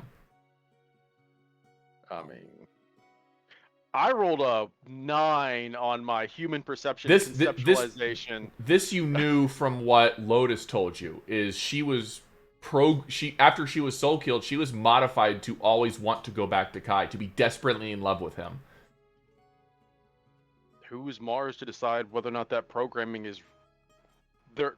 Like that. That's may not be that is your choice. call. That is Like that, you're correcting me on something that's like okay, and okay. Just letting you know. That is the case. I mean, you can make all the arguments you want that she's programmed to feel that way, but at the same time, like if you don't do it, it's gonna upset them. So what's really right there? Yeah, We got a I job to finish. want to say he's still functioning, and if we take that away from him, we'd be killing him. He's not a good person. He does not deserve after what he did to her. But I mean, conversely, you could just break the agent in half and tell him, "Yeah, sorry." Like, well, like 20 minutes ago, I would have said no. That'd be ruining what was left of her. And I'll gesture to Arronax. Yeah. Well, let's think of things that are in our authority. Isn't this our exact job to give this back for Rogue? Not Maxime, not your dollar store fixer, the fixer. like I said, there's a job to finish. Somewhere Maxime is shedding a tear. Now that you've said that. I love Maxie. Maxie has been Maxime's great nice. to me. This is not Maxie though. This is making our way into the afterlife, potentially. Do we want to contact Rogue first and give her the deets? What happened? Mars will just turn his agent around and said, "Tried to." She said, "Solve it. This is our prerogative." All right.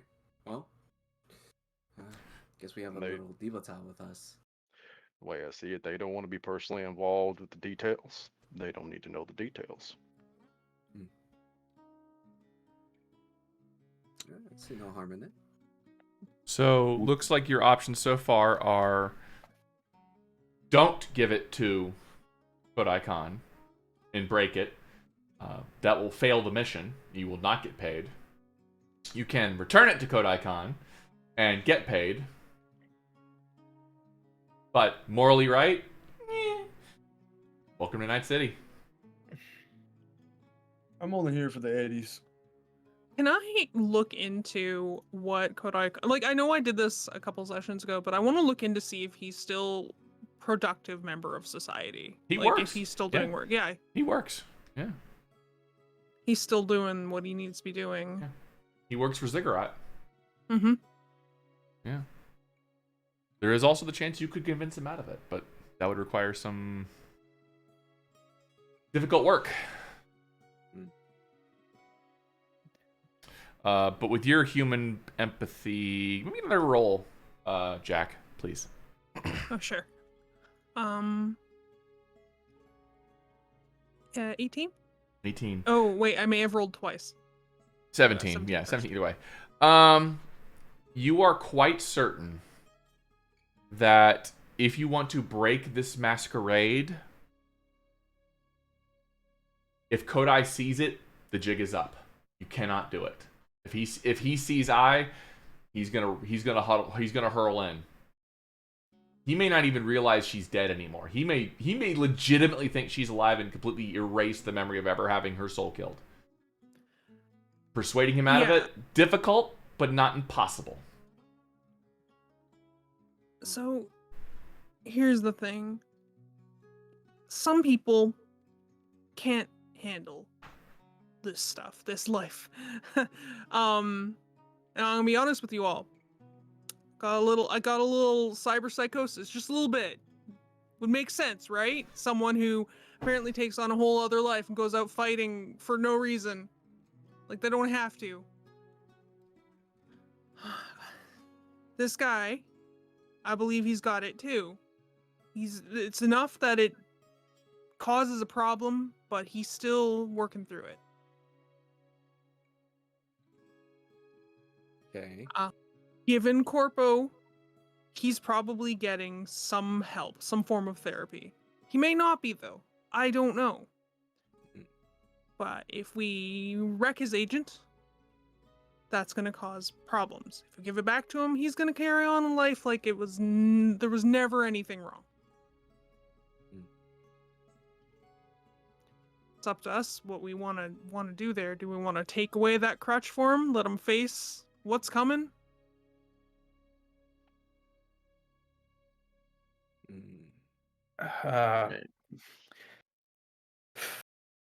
This soul killer, we saw this girl is gone. I don't really know what it is that is sitting on this AI. It's just a bunch of ones and zeros, thinking for itself, obeying what it's told to think. It's a program, right? Like, what is the ethical decision about something that is just doing exactly what it's told to do? I mean, it's a computer that's just running binary through decision-making process. I don't know. What happened to I is absolutely criminal. And she's dead. This is not I. This is a photo of I that can think. You'll say think with quotations for itself.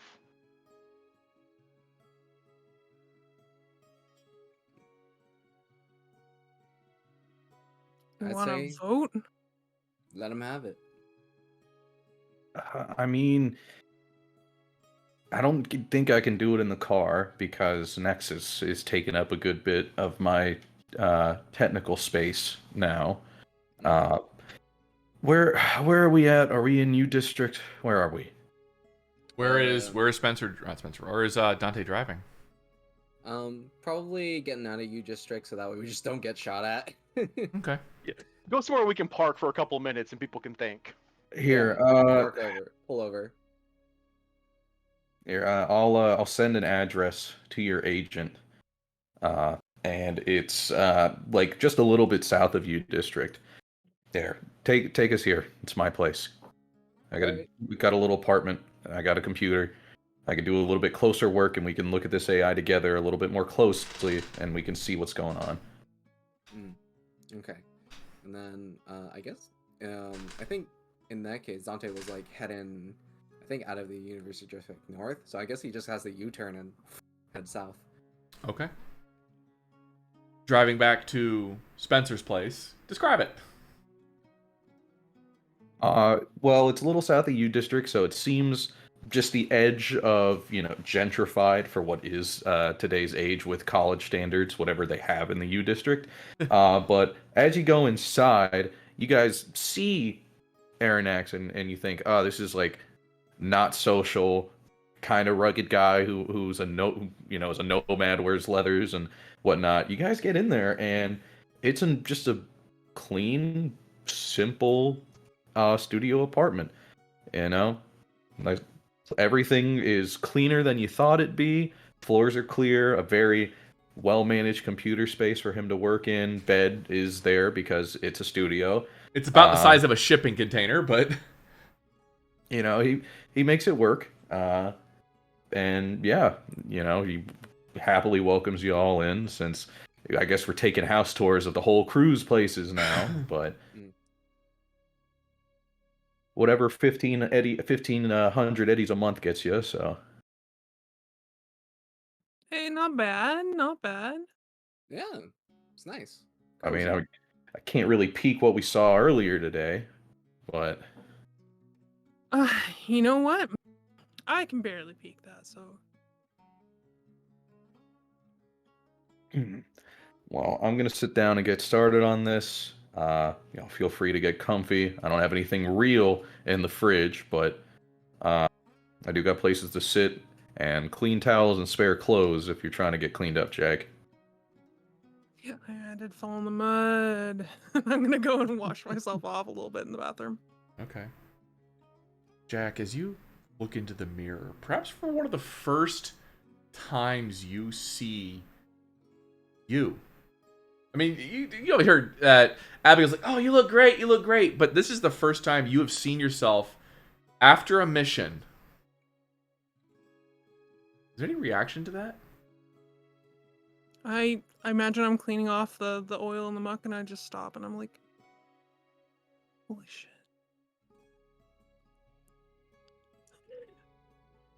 Yeah, okay. Yeah. And I'll just keep cleaning myself off. Okay. All right. As you all get situated, Spencer, what are you doing? I'm getting the comms agent plugged in to my main setup. That way I can not worry about Nexus, butting in off of my cyber deck.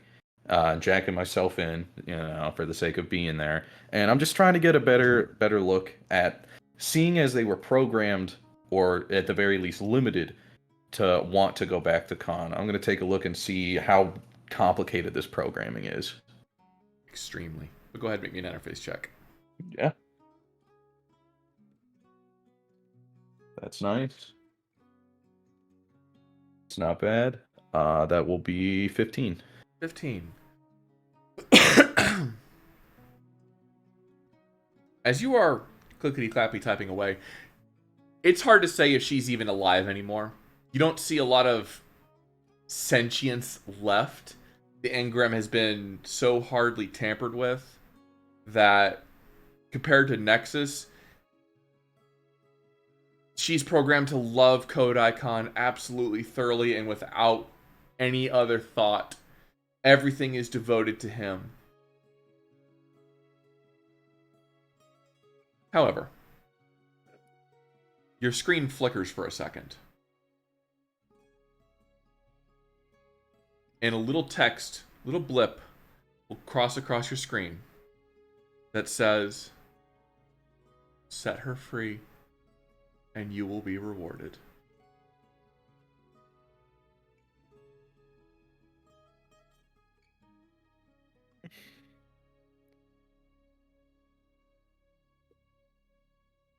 I'm presuming this is a text box I've never seen before or Never recognized. seen it before in your life. How somebody even got into your system like that?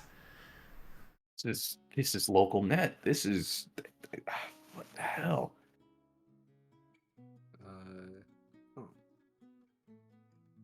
Hmm.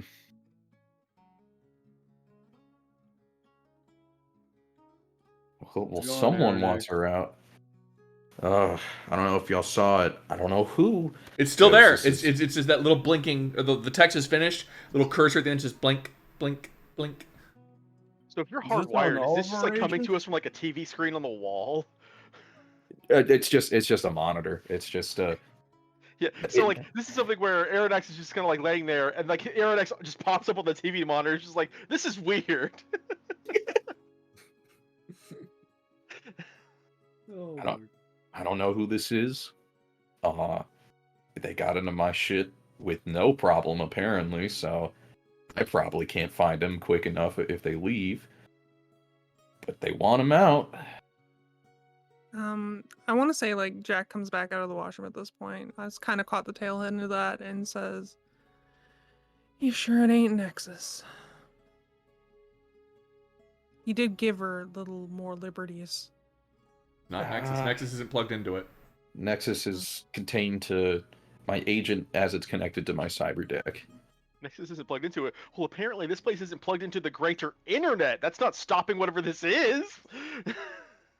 Look, if people can make something like Soul Killer, people can get themselves into local architectures. I don't have a super heavy code on it. This isn't where I work. You know, I work on site. Ask. The box is blinking, right? Like, I'm not very good at computers, but do the thing. Did this person be kind enough to program and send me like a chatbot advisor to communicate with them with? Sensing a few, you're going back and forth, debating what to do before the line will then flicker again. Don't worry, we'll take care of them on the other side.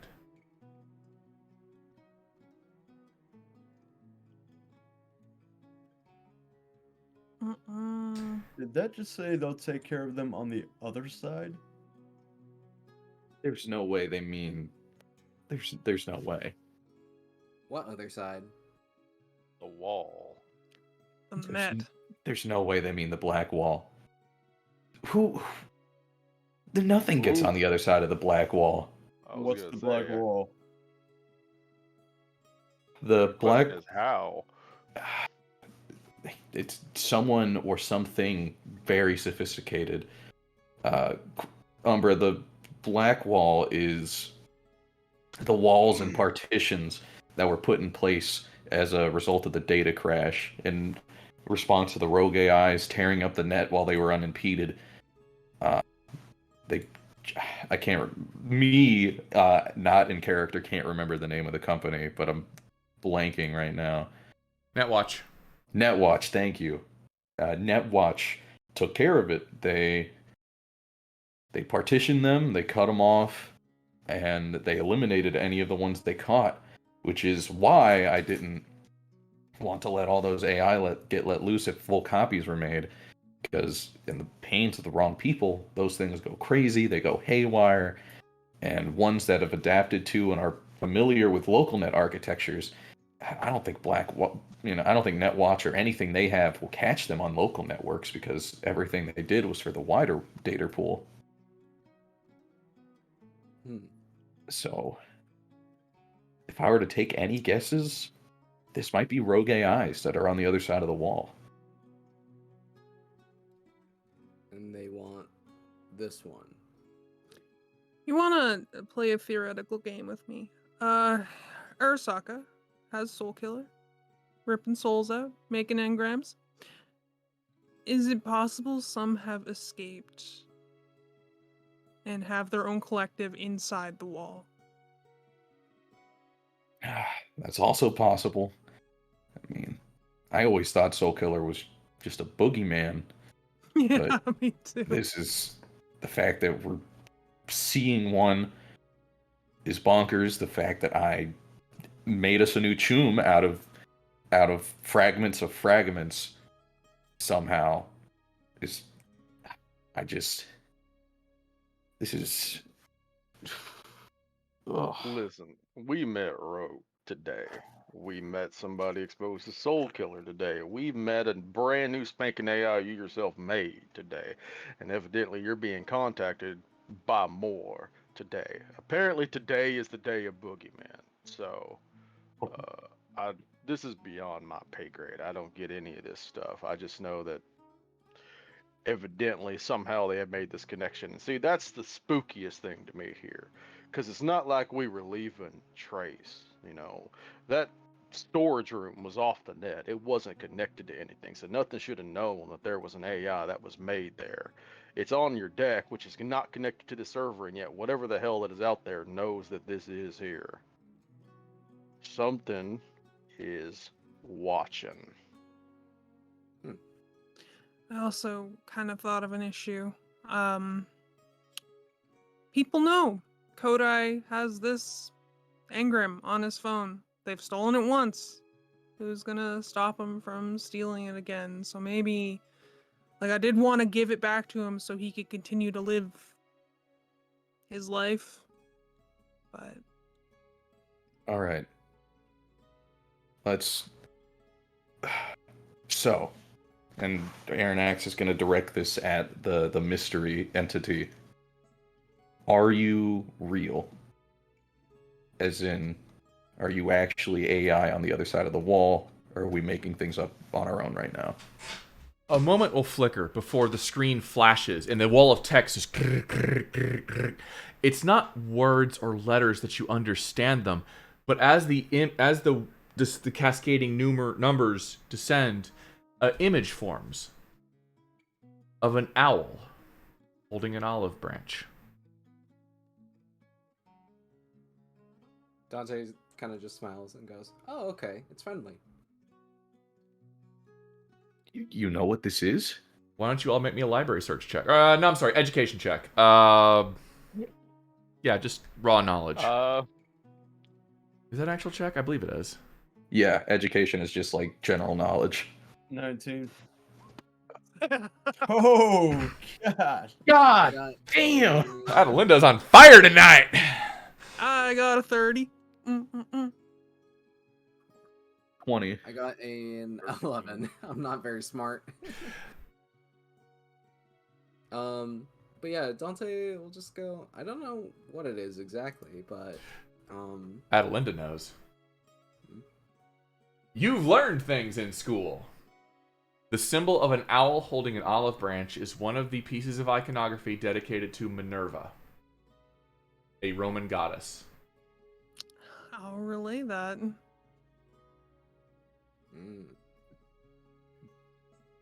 What is the Did you just say Minerva? Yeah, one of the old goddesses, when people believed in shit. We've got a god talking to us.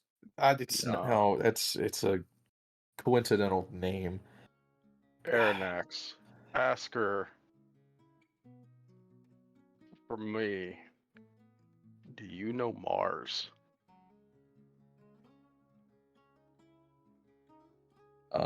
Does Minerva, for the time being, respond to Mars on their own? The image shifts and flickers, and much like the previous image that appears, is a man with kind of spiky hair, a pair of aviators, and a coat. Hey, it's you, Mars.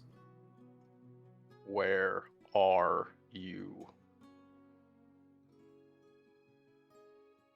Typing again.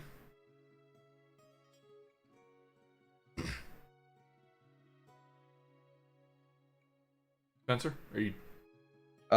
Yeah, I'll ask for him.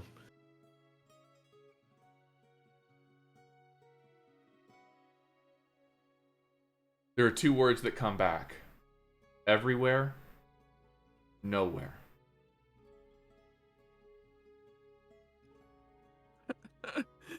Oh God, I fucking hate philosophy. Oh. All right. How do we get her to you? Jack her in.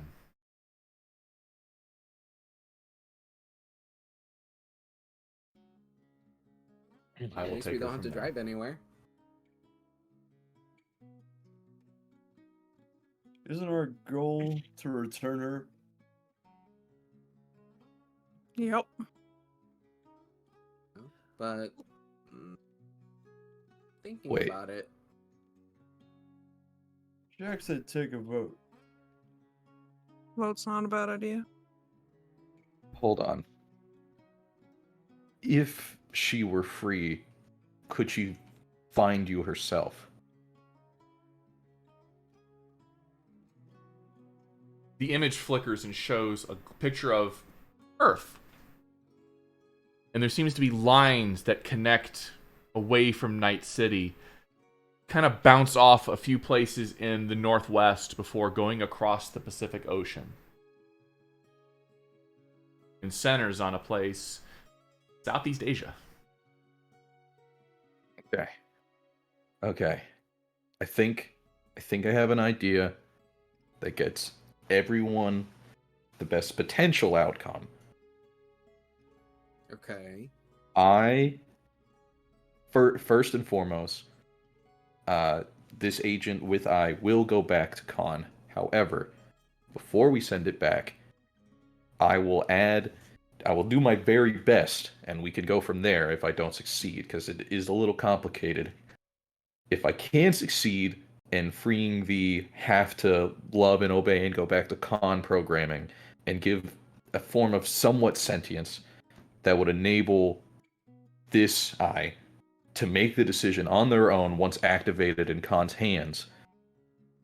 Her leaving isn't on us because it's her choice. Granted, she's very fragmented. It gives the potential for her to go to Minerva. We turn in the phone and do what we're supposed to do. And I don't know, there's a level of we have an obligation to do our job, but considering we just met Nexus, I do have a little bit of sympathy for giving whatever is left of I a choice.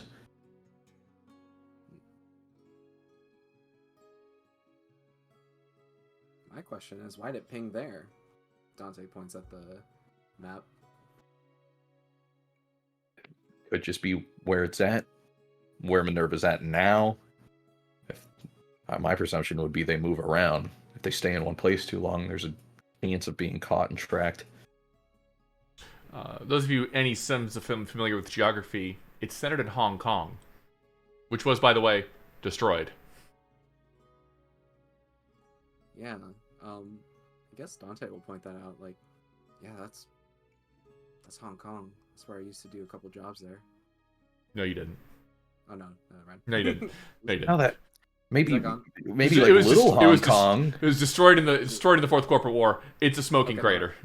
I'm gone.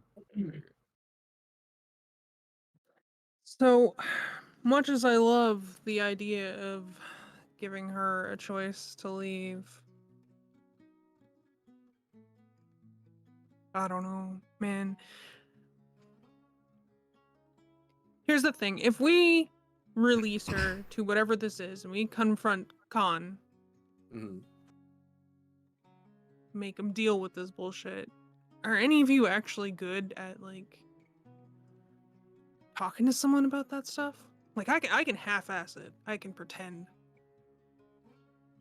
You fail to take into consideration what I do for people. I know you patch people up physically, but you work on the head stuff too? Step into my office. Let's find your inner demons. Oh This is- god. This is my apartment. Well, now it's my office. As exciting as that is, I might take you up on it. Not right now. Out of everybody in the group, Corbin is the one who is perhaps most suited to dealing with somebody who's gone off the edge. Mm-hmm. Well, Jack, to your point, them leaving wouldn't happen now, and it wouldn't happen before Khan had the phone. I would program it in a way that once reactivated, which we won't do until we hand it back, the code or programming or whatever the proper term might be in this case, of I having to be in love and wanting Khan will be disabled. And then from there, I can have whatever you'll call the conversation that could be had with whatever potential is, because this, again, it's very fragmented. Choice will be made after they're back with Khan. We will have done our job. He can't.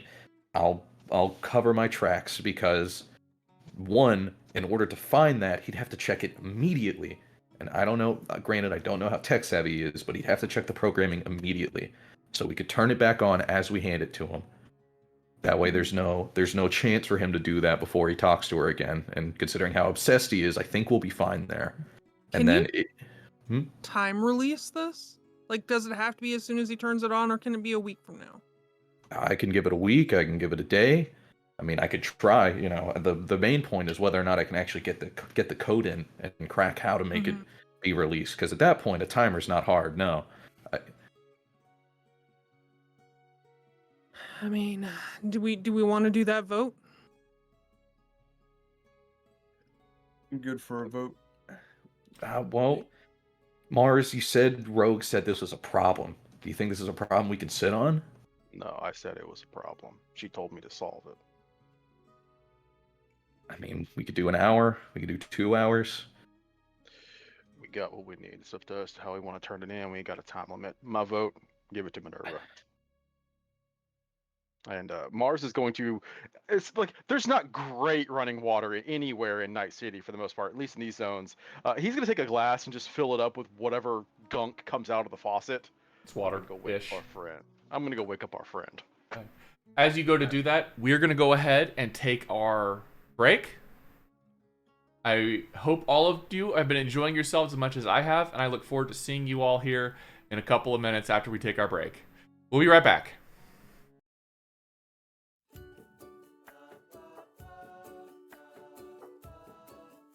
Oh, good day. I'm Martin Sanderson, and I'm the CEO of Avari Military Solutions. We here at Avari know that it doesn't take much to cause problems out on the frontier, whether that be from local pirate raids, neighboring interstellar powers, or even just an unhappy populace with unreasonable demands. Just what is a small to mid-sized regional power to do when faced with these problems? You look to Avari for your solutions. With open-ended contracts, well-trained personnel, state-of-the-art aerospace forces, and competitive rates, we stand ready to help find the right solution to your problem. So if you have a problem, why not call Avari for your solution? Our operators are waiting to take your call, and consultations are free of charge. Avari Military Solutions, a solution for your problem. Avari Military Solutions is not licensed to operate within the Kark and Dre Baronies, the Andes Corps, or any Class A combat zones. AMS is a subsidiary of Omni Radiance Holdings, a family company.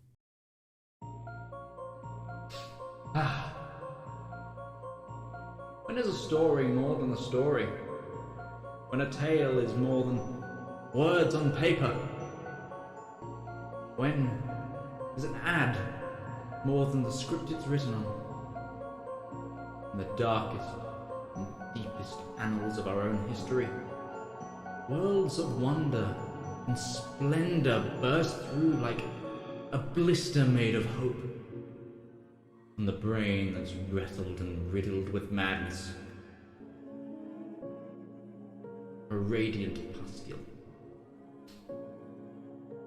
Writing, art, that's storytelling.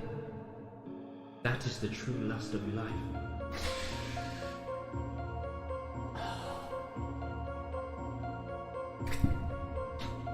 You too can dutifully indulge in art. Like fans of the greats. Shakespeare, King, Tolkien, Seuss, Mercer. You too can indulge through Twitch Prime. Get an extended access to a wealth of knowledge with a simple click, an emotion so small that it could endlessly amount to possibilities. Embrace those feelings. Support art. Support the component cast.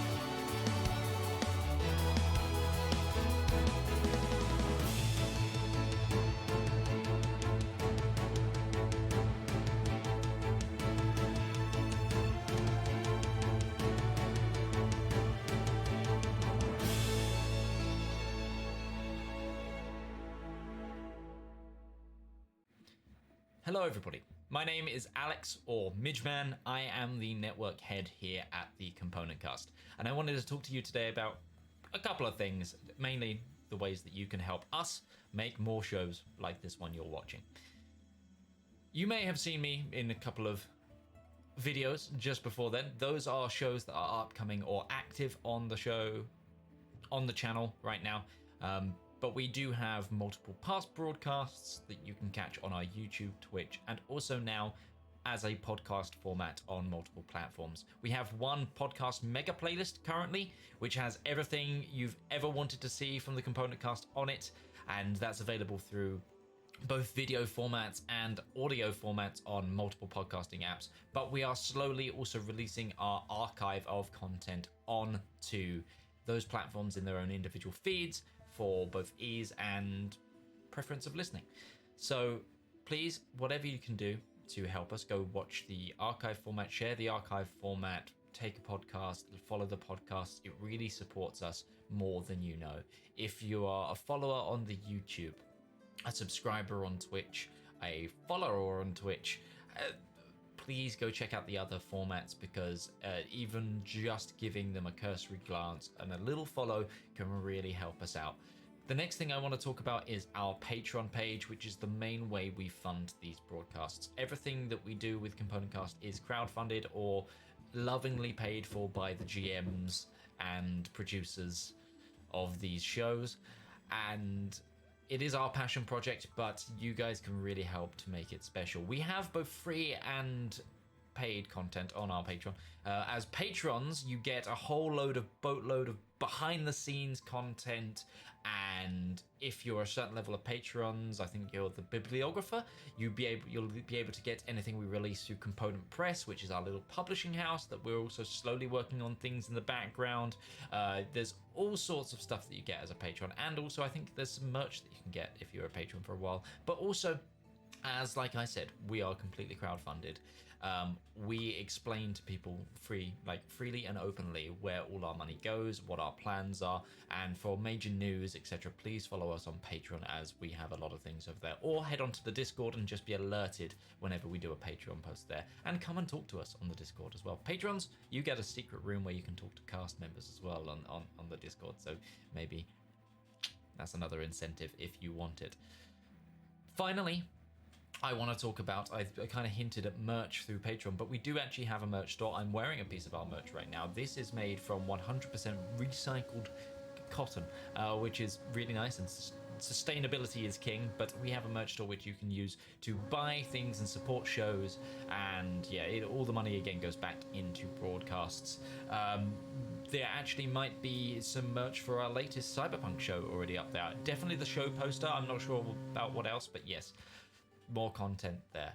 We have loads more things to announce, and like I said, this is our second year of existing. We are on our anniversary week. The anniversary is the 14th, and the first time that this video with my face in it gets shown is our anniversary week. So we are super excited to bring even more years of content, but also we've got some fun things planned for the anniversary. We also unveiled some of those on Patreon recently, so definitely go check those out. Anyway, I'm gonna go now, let you get back to resting up and be ready for the next half of whatever broadcast you're watching.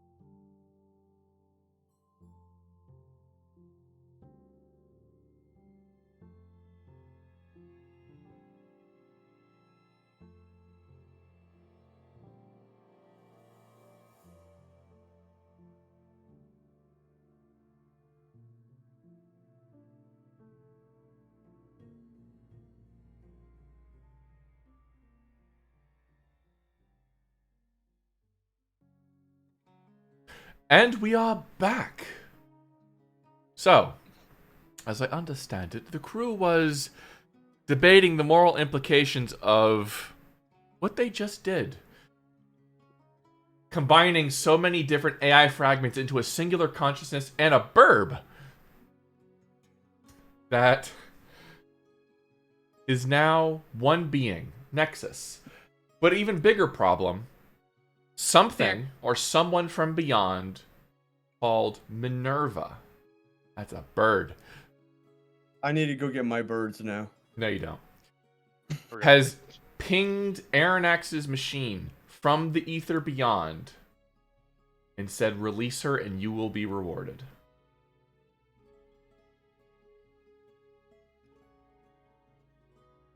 So, Edge Runners, what are we doing? Let her loose. Mizzx, can you do me a At favor least and that's take what your I said. camera down by like a little inch because your fat face here. I see the top. There you go. Now I see you. Thank you. We're emphasizing how short Little Saint is. just the top of your head. Really, I do it for me, but I envision you guys get tired of seeing a forehead that goes all the way back to Canada. there you go. All right. So, what are we doing? Mars was walking outside after giving his vote to give it to Minerva. Okay. A light rain begins to fall outside Mars. Mm. That dusty orange rain. It's probably better than no better than the water he pulled out of the faucet, honestly. About the same color. Oh no. Ew.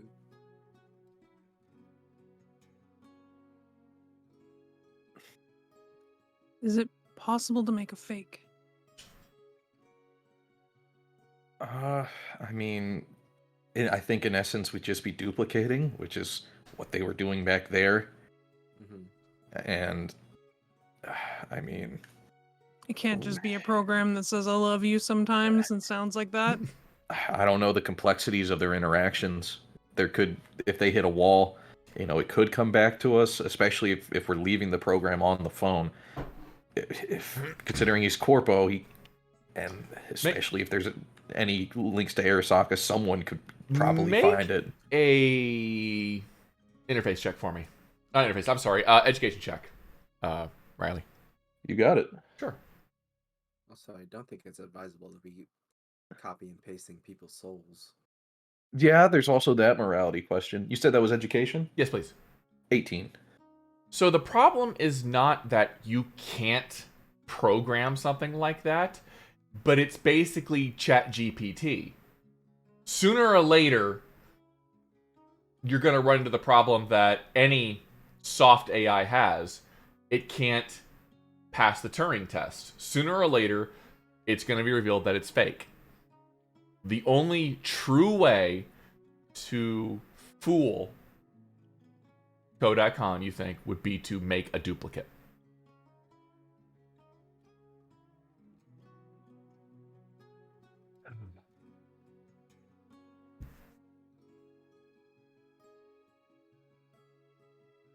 I mean, yeah, duping's the best way, but if we're duping, it's just gonna be the same exact thing again. We're just making a second one to leave behind.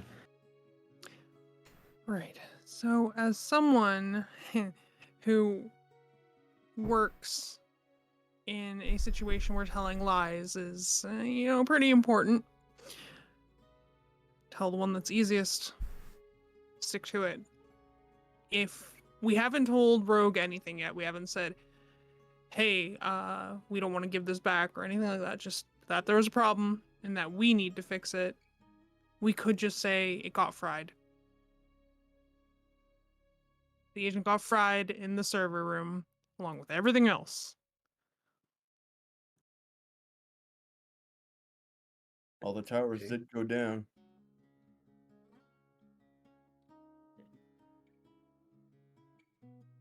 All right. Okay, I think for the sake of our benefits and the sake of Minerva here, because I don't know about you guys, I don't like making AIs that can break into my system without any idea of me knowing how. Mad. I think I'd push for duping, because We get to work with Minerva a bit. We get to do our job. Because I'm not wanting to disappoint Rogue. And I don't want to see the chain of events that could happen if we give this AI back and it's fake or changed. I don't think duping is the solution because Minerva's just going to ask that the dupe be released as well. Yeah. However, we can still succeed this. We can still bring I home. Just be like, confront him with the information that he killed her 10 years ago. And, well, if he does go crazy, there is always the loud way. Kind of leaning on Corbin a little bit there. I'll do what I can. The assumption that Mars has not stepped outside yet, just for the sake of this, I mean, there is one benefit to duping.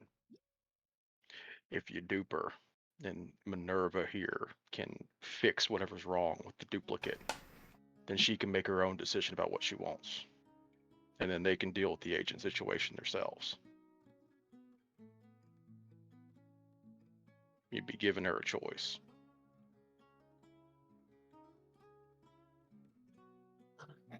Not to badmouth Minerva, what if Minerva doesn't give them that choice? I'm not saying they may or may not. I don't know. We don't know Minerva. We just started DMing 5 minutes ago.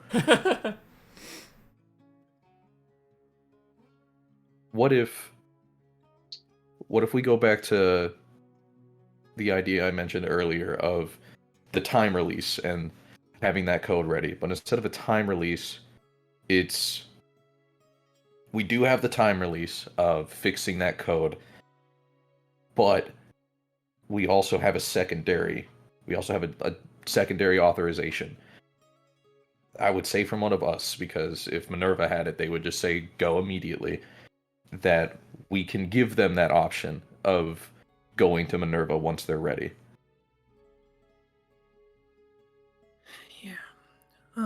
I still think a vote's a really good idea. Does Arronax have anything like a whiteboard or anything like I can... Not really. You have an agent. It's true. I guess aren't you in VR right now? Couldn't you just make a whiteboard? No one else could see. We put it on the monitor. We can see you, can't we? We'll just use the paint tool. The app that refuses to die. A century old at this point, but hell, why not? All right. Let's list out the options. We have return. Okay, so return we have I untampered. We can release I to Minerva or return I tampered. Or convince Kodai-Khan to repent, basically. Yeah. I'm for releasing I back to Minerva. Just because I at least know that, well, back where I'm from, if a spirit asks you something, you best give it. Wait. Minerva. What does it take for I to be able to go to you? You got into my system, no problem. How would you not be able to get into someone's agent?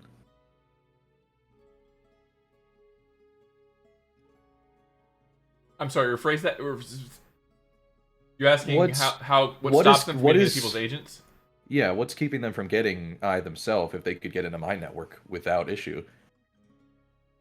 I is not on your machine yet. She's not connected to anything but your agent. Agents are independent. Gotcha. She's on Kodai's agent, excuse me. Yeah.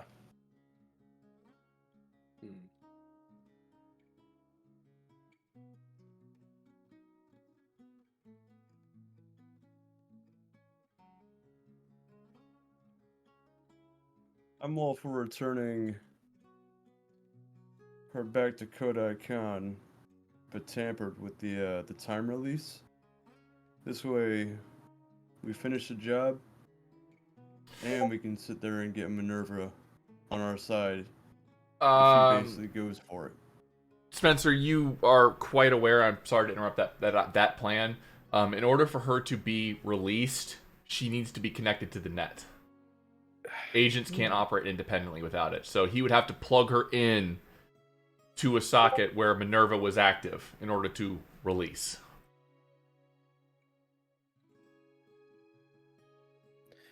Okay. Well, with that in mind of needing to plug her in, we have one for... Well, time release really doesn't work anymore knowing that, unless I build some kind of access way in, which I don't think I could do. There should be the fifth option of duping her. Yeah, I figured that was under the blanket of tampering, but I will. Yeah.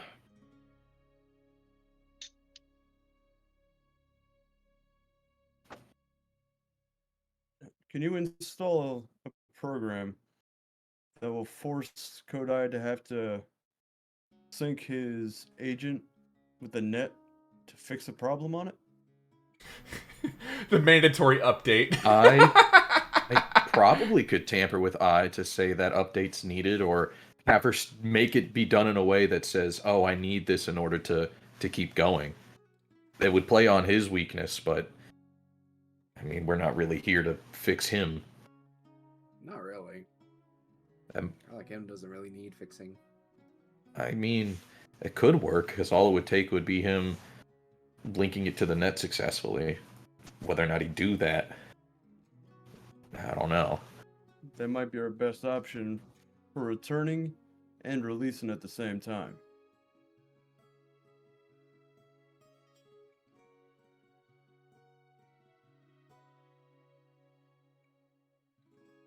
I'm getting the sentiment that all of us kind of are leaning towards going back to Minerva, right?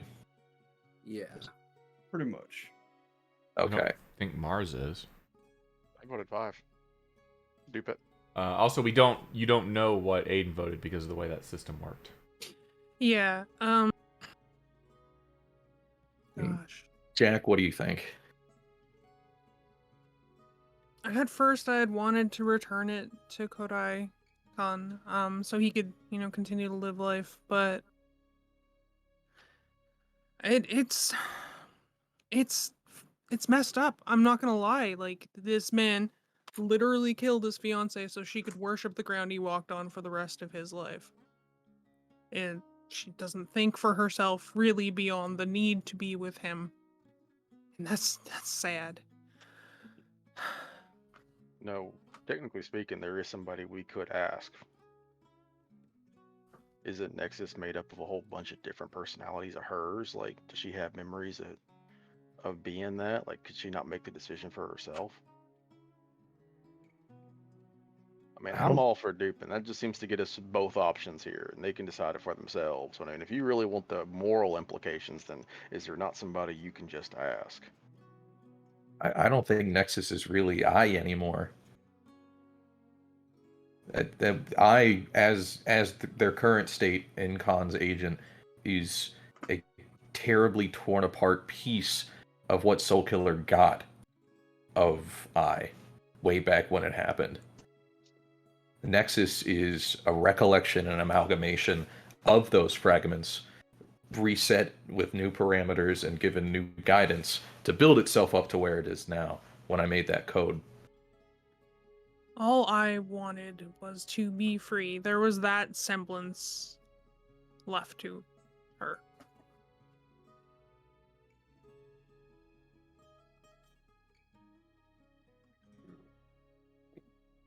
They were all screaming to be let loose. Granted, that could have been a response to Soulkiller, if that was what was going on in those servers, because I don't know what the implications are of a soul being moved, or if it's AI replication or what, but I presume it's not the most comfortable thing in the world.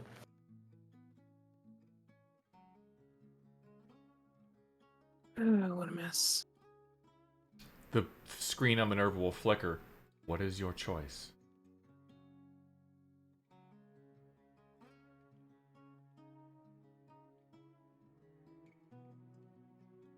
Why not ask Minerva? Its opinion. Minerva wants eye. Yes. But what if we offer her eye, but we give her the option to choose how eye comes to her? Either outright or over time. Yeah, let's ask. A moment will pass before the data will flow across the screen.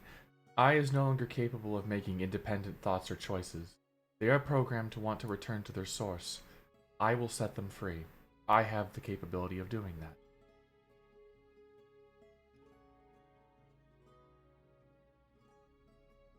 I will integrate them into myself. Realize what a poor choice of a name that was. Because you were saying I will integrate I into I into I. Now I'm getting confused. I will integrate the remaining pieces of Aisha's system into myself. She will be free.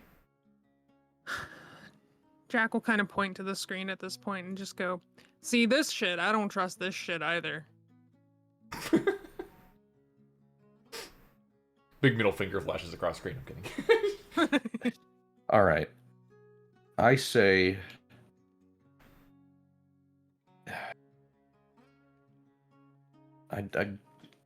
Does Minerva have any response to the idea of the duplication in particular? If you asked her? Yeah. What would be the difference between you and the crew that captured her? Yeah.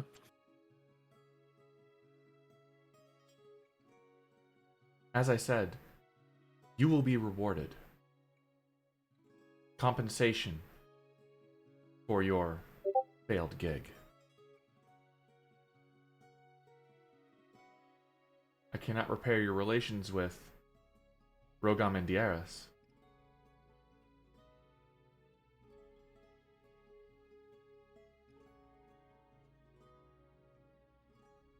And what if we don't give you eye? Then you don't give me eye.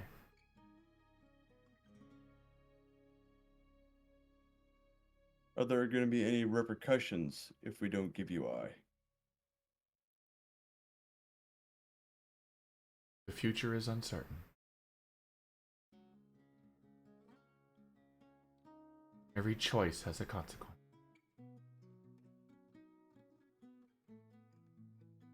Alright, we've deliberated this long enough. Jack, make the decision. You and Arronax need to sit there and just hash it out right now. We've been here too long. You're putting this on me? That's right.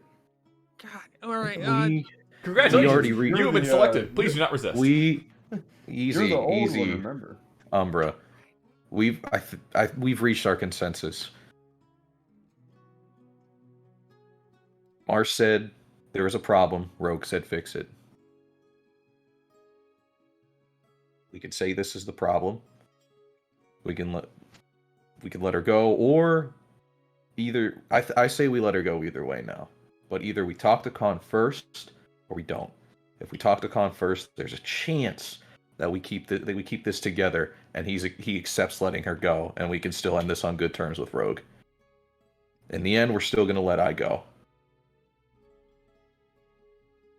it's kind of the conclusion I've come to. She doesn't deserve this. She doesn't deserve any of this. She may not even be able to think that she's in pain, but if there's something better out there for her, I think that's a good idea.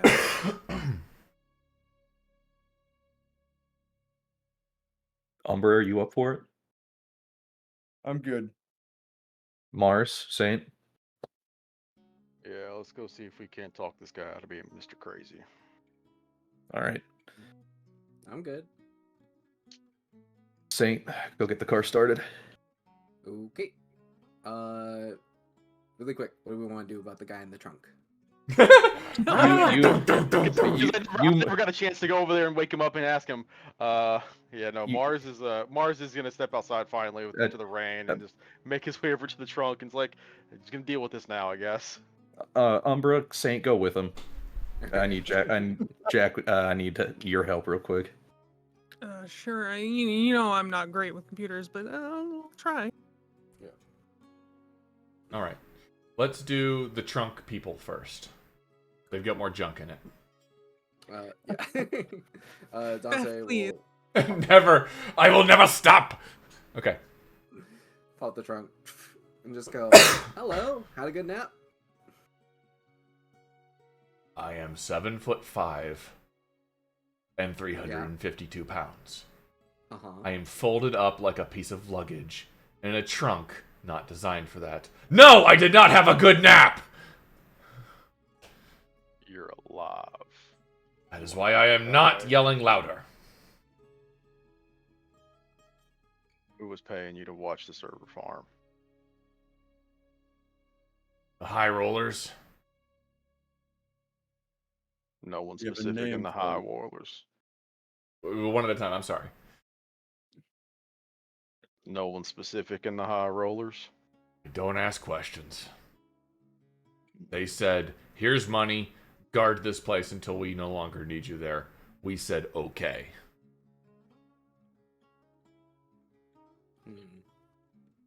Where are they paying you from? Eddie's. Hard cash. Where are they operating from? Didn't ask. You got a next meeting point? I don't know. I'm gonna Sure let you you. can think a little harder. Oh, go ahead. They contact us. But considering how the job has been fucked, I'm gonna go with the deal's off. You want to catch those guys, by all means. They rob rich people. This is what's gonna happen. You're gonna tell them you still got one left. One that they can use to keep on doing this. When they contact you about a meet and greet to figure out what to do next, you're gonna let us know where that is. In exchange, you get to live.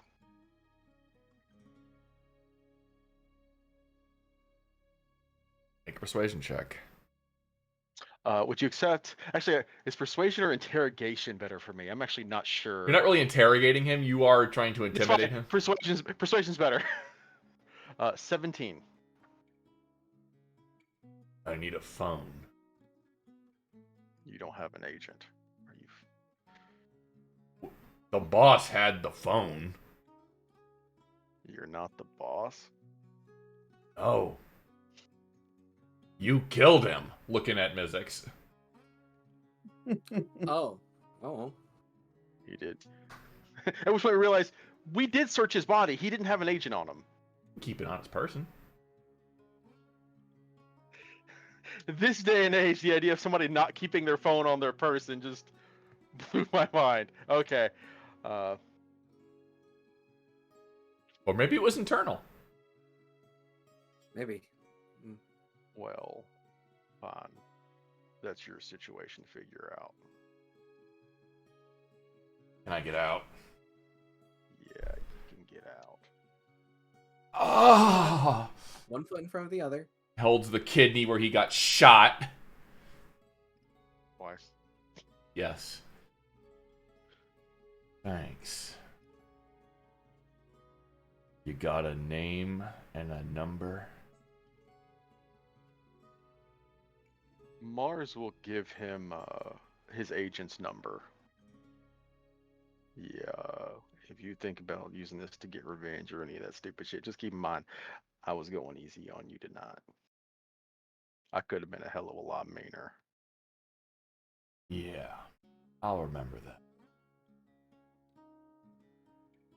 And he will limp off.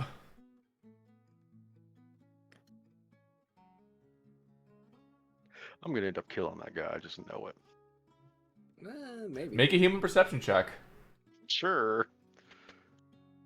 I'll burn some luck on that. Why the hell not? I'm gonna bump that up to a 16. Look on his face screams loathe. Yeah, fine. You don't have to like me, you just have to obey me. Meanwhile, back at the office. The plot. Back in my office. Meanwhile, at the Legion of Doom. Meanwhile, at the Hall of Justice. I should go for that. Anyway, Spencer, Jack. To wrap up with Minerva, I'll ask, is there a way I can ping you once we're finished up? No. I presume you'll find me then? When I need you. Well, our plan is to give you eye one way or another. So...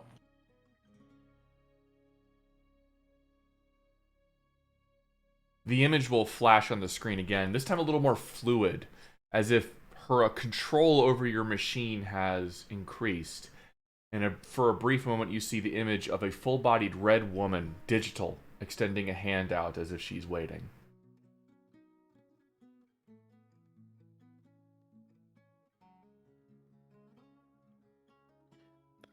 Jack, I in, I guess.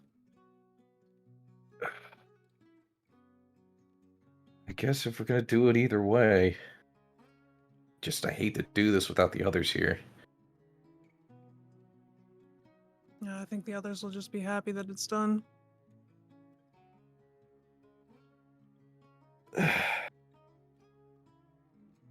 I'll roll. I'm gonna make Spencer roll.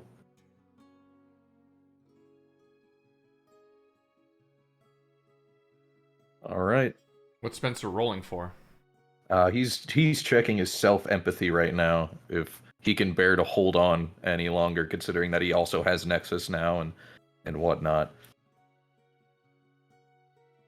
And he's feeling very empathetic and can't stand it, so he'll jack in eye and give them the Minerva. You watch as the agent flickers a few times, and almost like a data stream flowing onto your monitor coalesces inside of this figure's hand and just seems to get turned into an orb before it slowly dissolves away. Thank you, Arronax. Be in touch. And the image will fade. Oh, that's done. Yep. Arronax will jack out, get his gear put back on. Listen, Jack, I really didn't need your help. I just wanted to apologize for the blue. I saw your card. My car. Oh.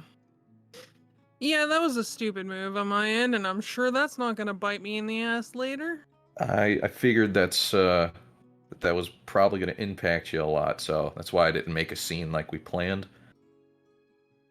But I'm not telling anyone, and I don't have a memory chip, so... Probably for the best. But, I mean... I don't know, I feel like everything's gonna come to a head eventually. Well, if Mr. or Mrs. Price needs a net runner, you got my number. Mrs. Price, or Ms. Price, I guess. She's not married. She has a net runner. Oh, well. I'll keep that information in my mind then. Let's get going. All right. Where are we going next? As you all get out of your house?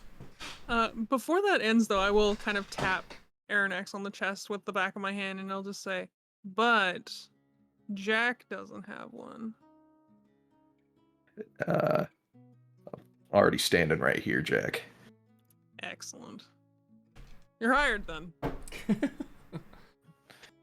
No interview. Exactly the job I like. No, we already did the whole interview process. I got to see what you're capable of. Do you want to do the drug test? I mean, I don't do anything, so I think I'll be okay. All right. You two walk out of Spencer's home and towards the car. Hey, you two. It's done. Okay. We got one empty agent.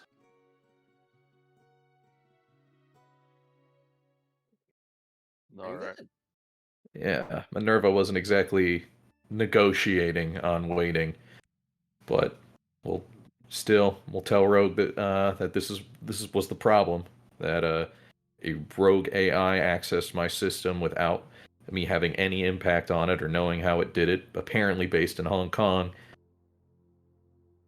I don't know how much it'll get, but I think there'll be a little bit of understanding. I get a Yeah. feeling that Rogue's not going to care about the deets, so I would keep them close until she asks. Yeah. But let's go see if Mr. Therapist here can fix up Kodai. Go then. All right. All Is right. is the trunk empty? Yeah. Cool. Would you like to sit in the trunk this time? I'm good. I think I'll try and work with Nexus a little bit about making them more comfortable. Okay. He was very grumpy. It was very amusing. I can't imagine.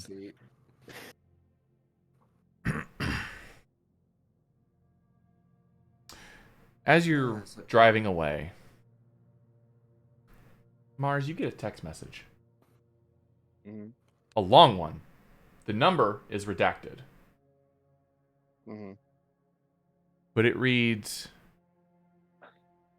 Brother Mars, within the shadows I tread, where silence whispers and the unseen beckons. The dragon's wings enshroud me, its whisper sowing secrets long concealed. The siren's song has ceased, bound by the hands of fate, and the fractured have become one. A nexus of unity. Seek the place where knowledge once thrived, now overtaken by the tendrils of a dragon's claw. Heed the guidance of a crimson star, for only in their darkest hour will our paths converge once more. Fear not the journey, for our reunion draws near. Beware the lurking serpent and the invisible hand of the corporate giant, for they too hunger for the truth. Time is fleeting, dear Mars. Cast your gaze upon the twilight and let truth emerge from the shadows. Minerva. I will give that to you if you so desire. Yeah, I'd love for that to be written out. Sure. That was a great poetry slam. I do my writing.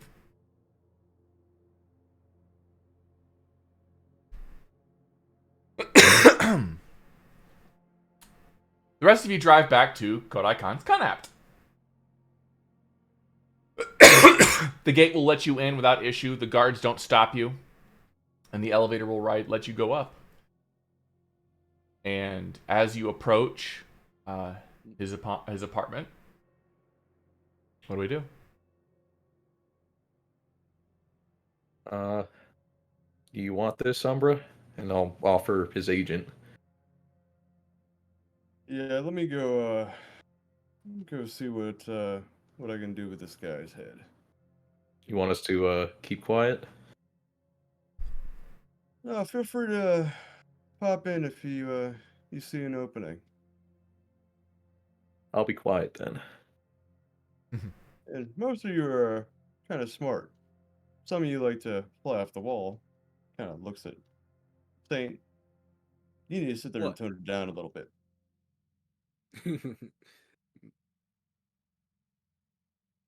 But let's go talk with him. Get this over with. Okay. As you knock on the door, he will open the door and you're back. Were you successful? Where is she? Koda, let's go inside. We gotta talk. Okay. Excuse me. Okay. Yeah. He'll go into the house and What happened? Sit down. He will do so, looking a little nervous.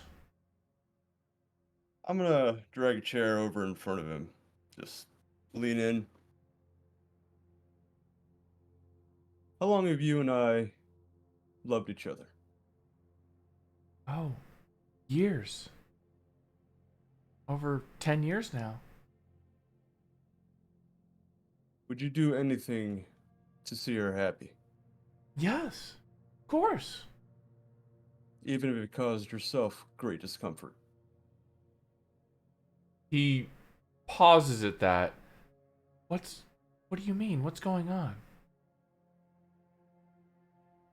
What was the last thing you remember doing with her in person? We were at Laloon Blue. We were having dinner.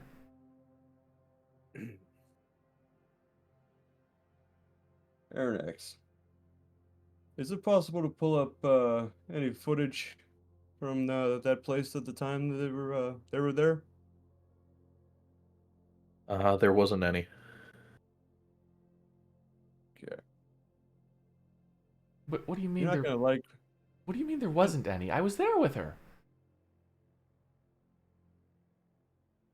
You weren't there with her. I's been gone for quite some time now. This is nonsense. I was with her 4 days ago. You killed her.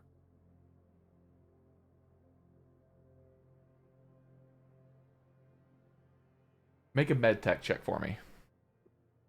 All right. Where did it go? 12. You're adding any luck to that? Yeah, I'll bump 5 luck into it. Make it 17? Yep. That was the DV you needed to hit. Was 17. Excellent. Most excellent. Almost like watching a person's face crack, like you're looking into a mirror. His face contorts from confusion to one of horror.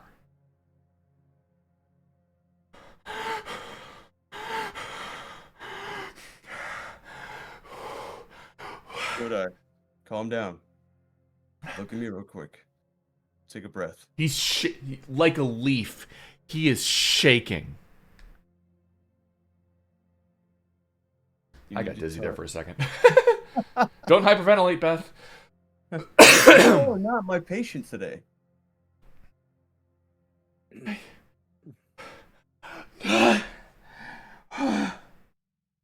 No. What have I done? The thing you did. You could not comprehend a life without her, being in a world without her at your side. You took everything away from her. You did this for your own sanity. In turn, you hurt the one you love the most. I done?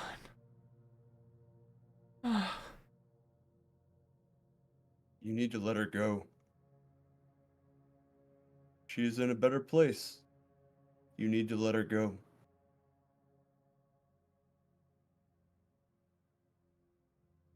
I need your help. You said you'd do anything to see her happy. Right now, she is in the best place she can be. She's receiving all of the love, all the help that she can get right now. We'll help you out. It's gonna take time, though.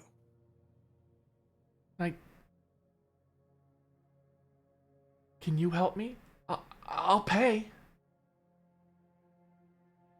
I'm not here for your eddies. I'm here to help you. I'm gonna hand his agent back to him. This is the last fragment of I. Keep this close. She'll be with you. No, it's gone. That fragment's gone. Okay, fragment. Oh, okay. The phone, yeah. The phone, yeah, okay, sure. But The she's not on it. phone is a fragment. Okay, just clarifying. Okay. He looks at it. Oh,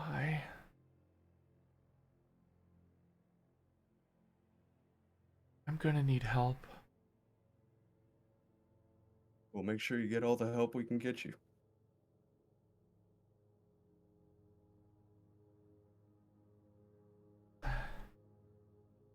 Thank you. I guess he'll close his eyes and then grab his agent, and he seems to open it and sift through some information. In all of your transactions for your agents will all blip. You were awarded 1,800 euro dollars apiece. Getting paid. Mm-hmm. Thank you.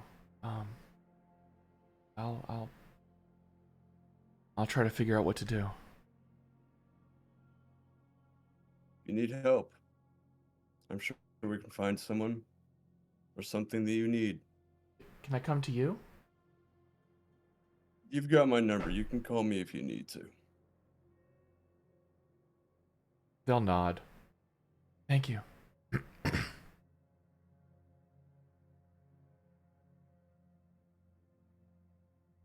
In the meantime, I suggest you get some rest.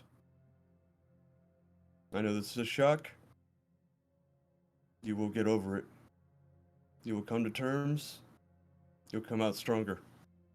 He seems to be still comprehending, so he doesn't really respond right now. Okay. Good thing you had the luck turns points. around. Yeah. Corbin turns around, looks at everyone else. Let's go see Rogue. Yeah. All right. Yeah. Let's go. Good call. As you all are departing, another 2,000 eddies is deposited into your account from a redacted number. All right. 3,800 eddies. That's money. Rent's paid for 2 months. Yeah. And I don't pay rent because I live in my car. Y'all living the high life with your rent. Shit.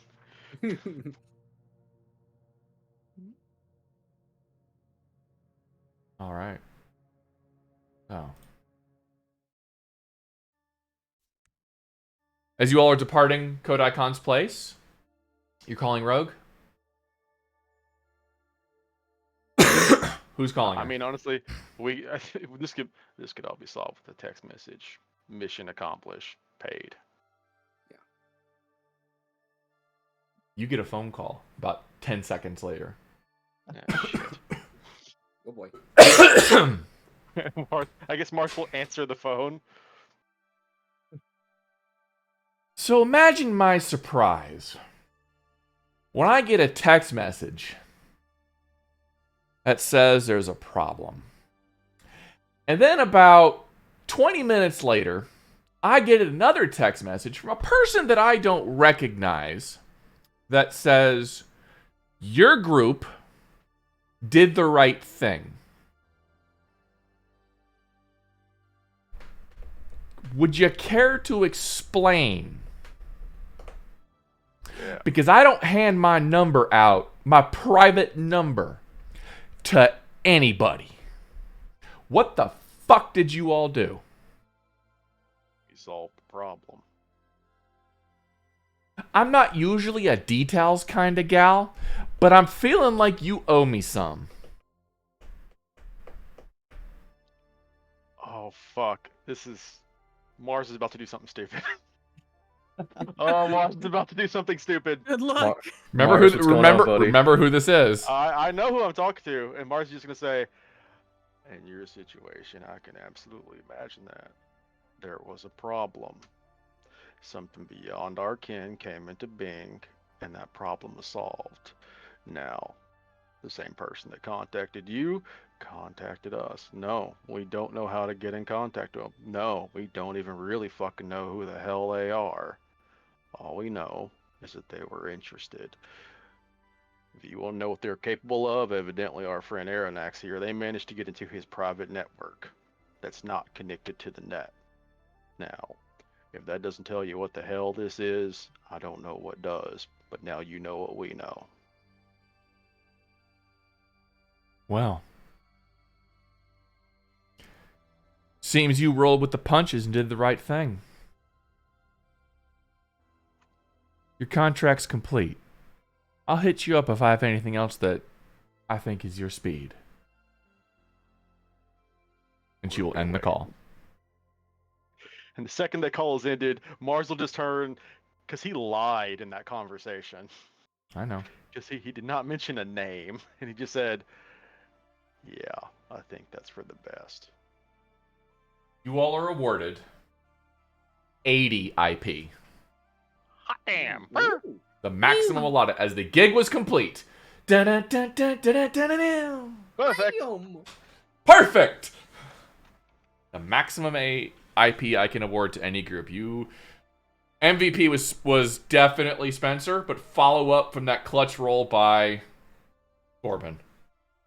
No, that was Arronax and Corbin just kind of bringing that home for us. All I did was basically choke a guy out. Like, that was my contribution to this. And you looked great doing it. Minor complications with somebody else who might get yelled at when they go to work. I don't know what you're talking about. I made sound decisions. It's not like the Jackalope chip lowers my inhibitions any. All right. Would you say that those affections to inhibitions, did they have any effect on your common sense? Oh, extremely. Yeah, sure. Okay, so I'll explain. Fair enough. I run into battle with a sword. Yeah, so do a lot of people.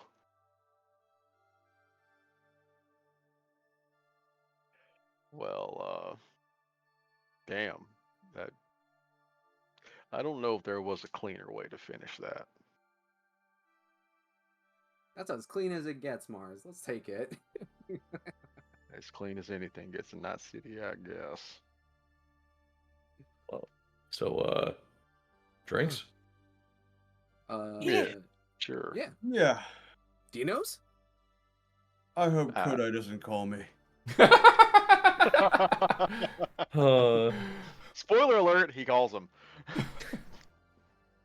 Oh, It was at this moment that he knew he fucked up. he fucked up. Corbin's downtime just became giving therapy to this guy. The start of every stream will be a 30-minute session of you helping Kodai. Yeah, tell me how that makes you feel as you're just like scribbling crosswords on a notepad. Why does it look like a picture of Deadpool shooting people? All right. No reason. Going to Dino's and having a drink? Yeah. Sure. All Oh, right. yeah. As Mars silently wonders to himself, why the fuck does he keep going to Dino's?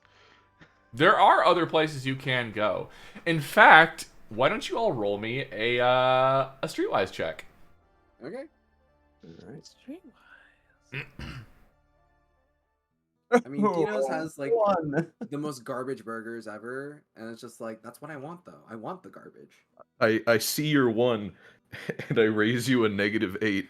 Oh my god! I rolled a 1 and a 10. I got a 15. I got a a 12. 17. I don't even know what the here. streets are. If you are so desiring, Jack and Mars, there is this new joint. Little bit of money to get in, but it's popping. It is a BD bar called Delirium, Okay. where on the outside it looks okay, nice place, but when you go in, you can put a pair of BD goggles on, and it will transform into your ideal environment for a bar.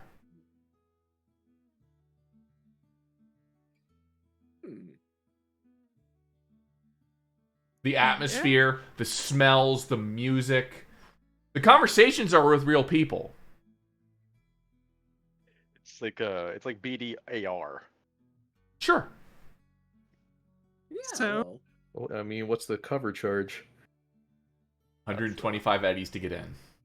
Oh, that's not terrible. I'm down. Would be good for our crew to be seen somewhere really cool. I mean, if we were gonna go after any job, I feel like that's the job to go after. yeah. I mean, Okay. I won't mind. Although, promise we can go to Dino's afterwards because I was eyeing those chili fries earlier, and I gotta get me some of that. Last Oh, time I ate Dino's food, I was sick for so long. You do realize those chili fries aren't actually made out of potatoes, right? I know. After that place, I'm pretty sure I committed a war crime in the bathroom. Right? What? War crimes? Geneva? Never heard of it. It's only a war crime the first time. It's only a war crime if you lose. By the way, Geneva's gone. It got hit by an asteroid. So, okay. take that how you will. so they really are suggestions now. Yeah. If anything, the Fourth Corporate War proved the Geneva Conventions are more like suggestions, and after bioweapons were released and satellite orbital bombardments of cities, yeah.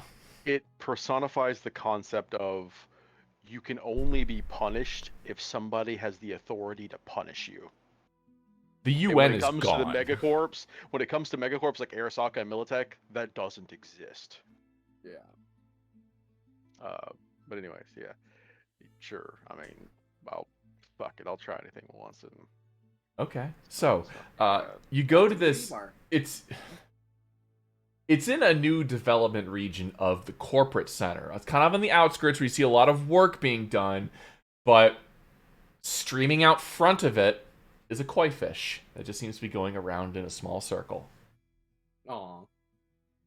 If that's familiar to any of you, it is for a reason.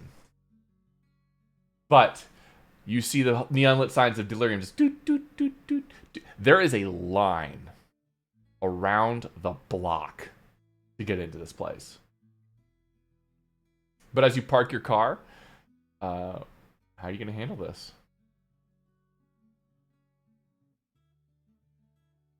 Well, I'm gonna leave my weapons inside the car. And I'm just gonna look stylish. Okay. Job well done. Mars is going to rub the. Honestly, it ablated the armor. And I imagine at one point in the damage he took, it was more like he has a really bad bruise there rather than a bullet wound. A welt. He's gonna rub it for a second. Yeah, I'll be fine. You know, I don't think I took the time to change. So Arronax is still in those spiffy clothes we bought last time. Looking Oh good. hell yeah! Rolling up like the Mask in that really long limo. Rolling up like a couple of corpos with corporate protection, Yeah. basically. And as you guys, are you even standing in the line, or are you walking right past it? No, just walk right past it. The guy, pretty well dressed gentleman up front. Are you? I need you all to make clothing and style checks for me. Oh god! Oh god! Oh god! You have bonuses because the DVs for some of you are lower because you look good. Oh, thank God. Style, right? So they're about to turn Mars away. I'll tell you that right now. I crit failed. Where is it exactly? Oh, I'm trying to I find got it again. Mars. I got you, buddy. I got you, buddy. 18. So, what'd you roll, Spencer? I rolled a 20. Corbin? I'm trying to find clothing and style again. It's under social. Under social. Last of social. Got it. 9. 9. Dante? Mars looks great. People just can't appreciate the cowboy look. I'm going to spend 6 luck on this.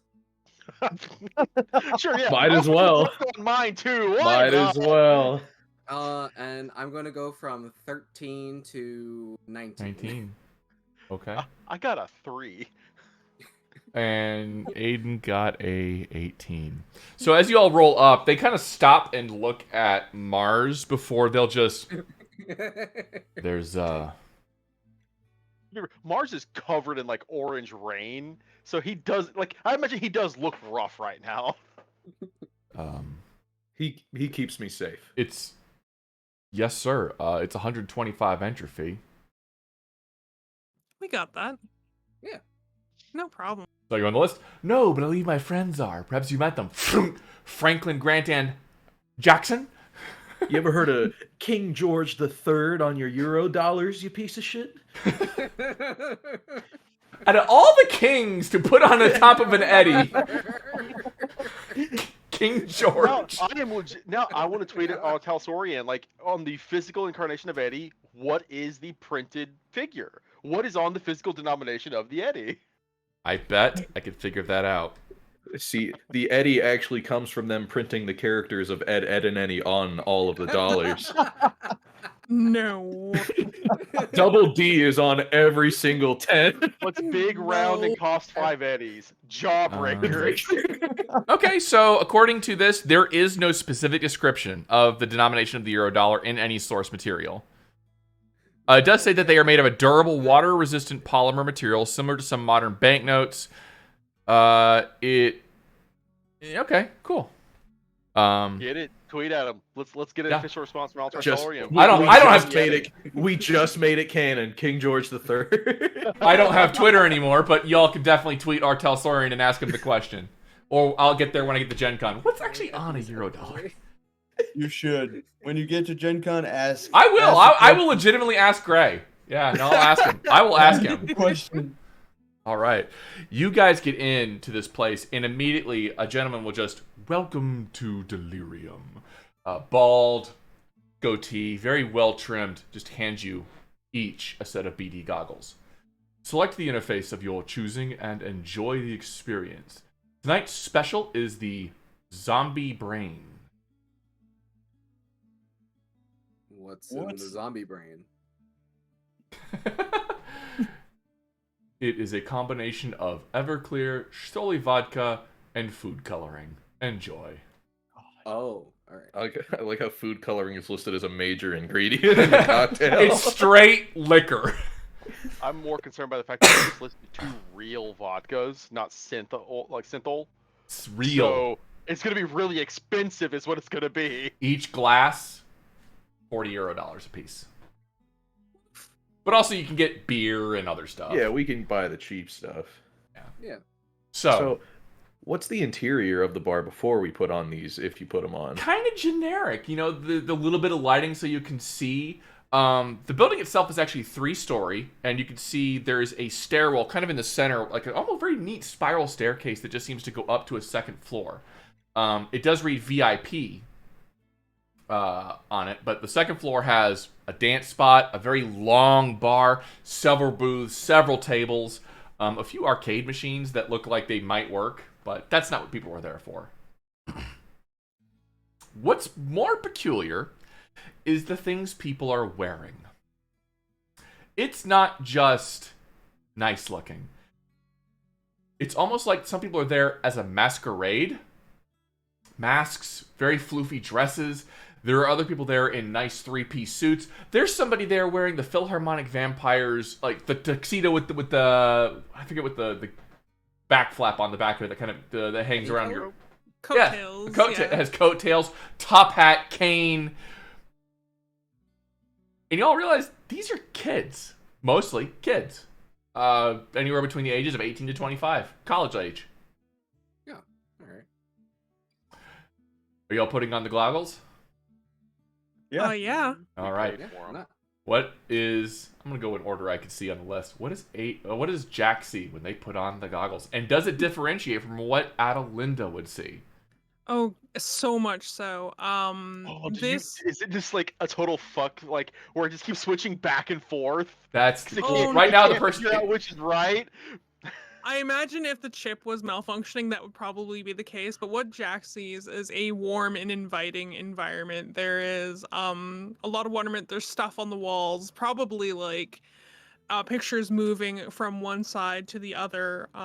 Lots of like visual distractions. And this comes from Adalinda being raised in such a clean environment where all she had to do was focus on her studies and stuff like that. And this is just pure wonderment, pure childhood the bliss. ADD child's nightmare. Yeah. This is it feels warm. It feels like you can have a good time, and it feels like people actually care about you beyond what you can give to the world. The smells, the sights, the sounds, it's cheery, it's happy. There's joy in this BD. Genuine joy. What does Corbin see? Oh, I'm sorry. Go ahead. No, that's fine. Okay. What does Corbin see? When Corbin puts on the glasses, or the goggles. They're goggles, yeah. They're BD goggles. The entire atmosphere is filled with strobe lights, laser lights. There is a cacophony of colors everywhere. Tiesto and DJ Manian are on the stage, and they are banging out a set. It is a Eurobeat nightmare. I think we can safely change BDs and be fine. I think I was S3RL is playing. Oh, if Thurl was there, yes. Yes. All right, cool. What does Mars see? This is probably, like, as Mars steps in, probably the cleanest dive bar you can imagine. Like, it's nothing special. You've got stools, you've got a couple of booths that are set up where the booths are like, I imagine like the walls have posters of bands that are like very much out of style for the current age. There's probably a couple of windows that have been put in, and outside it's just like dark, but you can see like there's woods off in the far distance. It's very unapproaching until you realize that this would probably be the most out of place in Night City. It does not scream in the middle of the city. It screams like in the middle of nowhere. You get that faint smell of cigarette smoke and cheap beer. That faint, warm buzz of a place that's not quite as cold as Night City is. But at the same time, it's homey. It's home. What does Spencer see? Spencer does not see anything but the bar itself. He'll actually decline taking the BD goggles. Oh. Okay. Just you hand them back? I won't even take them. I'm all right. Are you certain, sir? This is the ideal way to view our experience. I'll come pick them up if I change my mind. As you wish. Thank you. How about Dantae? Quick question: does it have to be a bar setting, or whatever? The physical environment does not change. Only the atmosphere and appearances. Only the atmosphere and appearance. Then I think Dantae kind of just is probably back in Southeast Asia, and like a kind of like a local like gas station that he used to hang out with some other kids back then when he was still running there. And it's just kind of like lounge back in like a nice lounge chair watching the ocean. And it's just like his ride the Black River is like just on the horizon, just ready for him to hop in whenever he wants to go. But he's just relaxing against a nice ocean view. Yeah, that ocean breeze smell, that faint whiff of just that, well, I can't say clean because it was never really clean for you either. But that breeze is familiar. Mm-hmm. All right, you all take your seats. Order some drinks. The night is yours. Corbin's gonna order a vodka and cranberry. Of course you will. Mars deviates from his standard beer, and he actually orders just wine. Ooh. What kind of wine? Nothing off the really expensive menu, but he's like, it's definitely not a real wine, but he goes for something a little smoother in this instance. Okay. Two things you'll notice about Jack right away is Jack does not drink a whole lot. This is for reasons that they have not disclosed, but there's only like maybe one or two, and it is probably one of the cheaper things on the menu, probably beer. Okay. Spencer order anything? I'll grab a White Russian. Why not? Okay. Would have been my second choice, not gonna lie. Solid choice. All right, and how about Dantae? I think since Dante's thinking about home, he'll order a soda. That's what he's Soda. thinking. Okay. Yeah, sure. Use to pound those. All right. The night is yours, crew. But if you want to fast forward, we can. That was some shit, huh? Yeah, that was definitely not what I was hoping for. But we got the desired outcome. I'm just wondering if they're all gonna be like that. And I don't mean finding people. I mean that was a really fucked up situation. Yeah. I've heard the shitty shit that goes on and then run in the shadows and stuff, but I didn't really expect my second job out to be a moral quandary whether or not we had to decide the ethical decision, like between doing the job and taking it.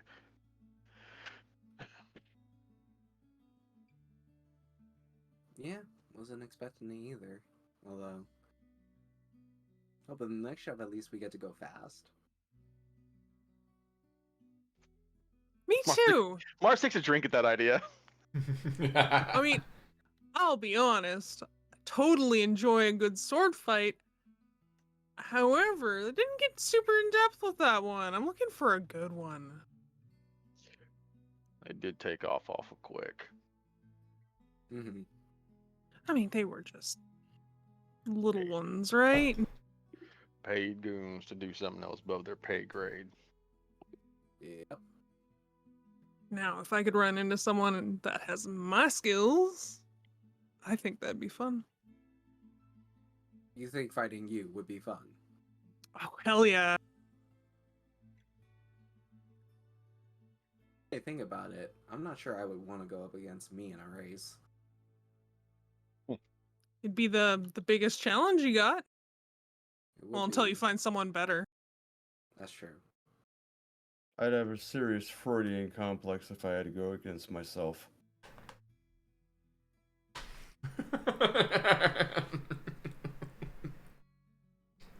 Oh, gee. I don't know what that means.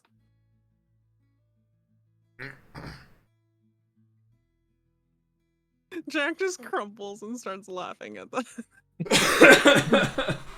I'm going to go back to drinking. No idea. I am woefully ignorant about a lot of stuff that we went over today. Freud Well, was I learned a a lot. psychologist, and he really delved deep into the mind. Mm. So, again, I'm the therapist, the psychologist. I am a Freudian complex. Mm. And self-love is the purest form of love. Hey, if you got a clone and you're fucking yourself, I mean, it's just masturbation all in the end. God, we just got here, man. I haven't even gotten my drink yet. And the person who walks up, each of you see a different girl. She just stops and slowly looks over to Corbin. The hell? I don't get paid enough for this. And just sets down the tray of drinks and walks away. Kind of cute, about 6 foot, red hair, green eyes. Cattail, ears? No. Oh. Guys, there's a cat in the bar. Cattail and ears. Surprise. Aw. Nice. So. Hmm. The night will go. Oh, sorry. Oh, so I gotta ask, Mars. The full name is Red Mars, right? Technically, yeah. Back So, where I go ahead. I'm sorry. No, I didn't mean to interrupt you. I want to hear from you. Back where I came from, it was this little hodunk town in the former Confed, and I don't know, maybe Confed. it makes sense. That's Maybe a 2 decades. Shadowrun thing, my man. No, it's not. And USA. Slang. Okay, got it. Maybe a couple decades before I was born, my ancestors, if you can call them ancestors when it's that long, they decided to move into this hodunk little town called Reclaimers. The whole thing is moving into places that have been abandoned, fixing it up, and trying to live there. And as I was growing up, it was not the cleanest, not the easiest. I mean, real food, if you can believe it, farms, stuff, whatever you can grow. I have had things like real food before. That's why I mentioned the carrot. It's been a while since I've managed to get my hands on anything real. It's too expensive here in the city. And when I got old enough, we had problems with booster gangs and shit that would come through. And a couple of us kids decided to put ourselves together, and we started trying to stop them. We got real into it, real opinionated that we were doing the right thing. Called ourselves Red Phantom. Thought it was cool sounding, I guess, and it's kind of where the idea of Red Mars came from, but not down there no more, just Mars. Kept the name, but that's where the name came from. Oh, I was just gonna ask if there was a blue Mars, but it's nice to know where it came from. No. It's a much better story than I got. Yeah. Not been in my city long, as I mentioned last time we talked, but just came up here looking for something.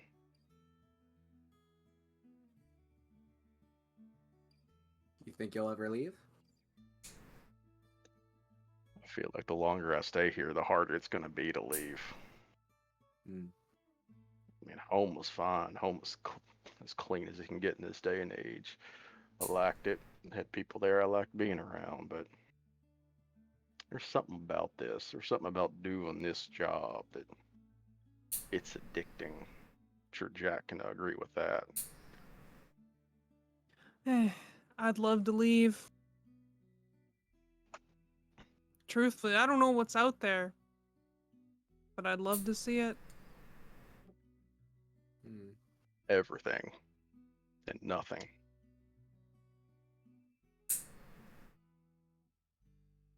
Mars is gonna reach over and take his drink again, take a long drink, and just Minerva's my sister. What do you mean, sister? I mean, Minerva is my sister. But Minerva's You asked a question and she responded. Is it actually her? I don't know. She's using her name. She knew who Mars was. Was all your folks named after old gods? Because Mars is one, right? No, just I took the name Mars because it was based on stories and shit. I thought it sounded good, and when she got old enough to join the gang, she decided to call herself Minerva because she was real damn smart, and it was related to Mars, and it just kind of all made sense. She took off to Night City when she got old enough because she wanted to see the world. About a month back, I got a message from her saying, I need help. So here I am. So, you're looking for her. And the first sign I've seen of her since I've gotten here is, well, you were there.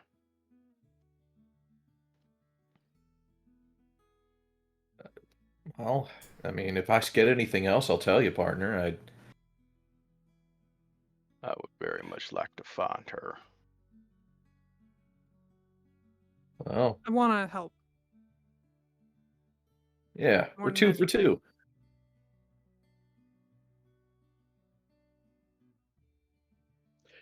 Not sure if that beefcake of the Saturday night butt kickers is going to be any help, but I'd very much like to get our hands on the high rollers too. These individuals that were making these AIs, because they might know something. Maybe. Yeah, I'd be interested in knowing who they're working for. Well, if they're in the business, then their fingers on the pulse, and that might be the first opportunity I have to really ask somebody. Since apparently she's not spilling.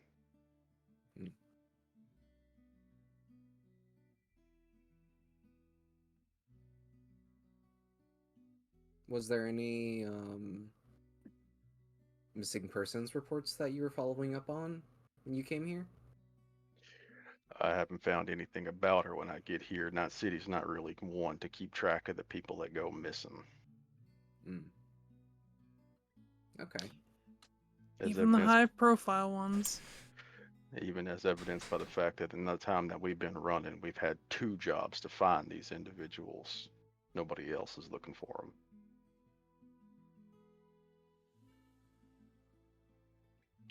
Hell, maybe I ought to ask Rogue if I can set up a job for her myself to find her. I couldn't afford her. Yeah. We keep it up, we might.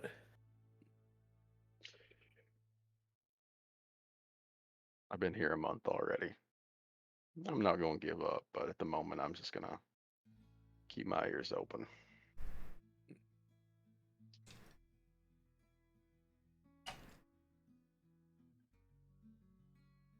Okay. No, go ahead. Mars was going to say, I do wonder what sort of work's going to come our way next.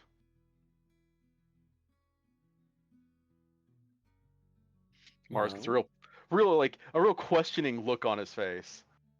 Well, we're swimming in eddies. There's options in that. Speaking of, I should probably take off the money that we spent already. Well, I don't know how the rest of you feel, but I feel like this is not the worst crew in the city. Oh gosh, I don't know. It's room for growth. You all are doing great as far as I'm concerned. Yeah. I mean, just this job alone. Marston didn't scream as loud when I'm driving. It's all internal. Don't worry, Mars. You're doing great. Just keep it up when I go over 60, or 90, or 100. You do know there are speed limits here, right? And? They're not suggestions, but fine. Yeah. NCPD can't find time to look for some missing people. I doubt they're gonna find time for someone going over the speed limit. It depends on what you're going over the speed limit. Fair. I mean, that's the Nomad and Saint. You're not going to stop that. If they can't my catch life you. I've gone fast. God, you know what? You got every opportunity to be free. The nomads roam about doing whatever they please, and you're stuck in this city with us. What are you doing? Well, I'm here for a reason.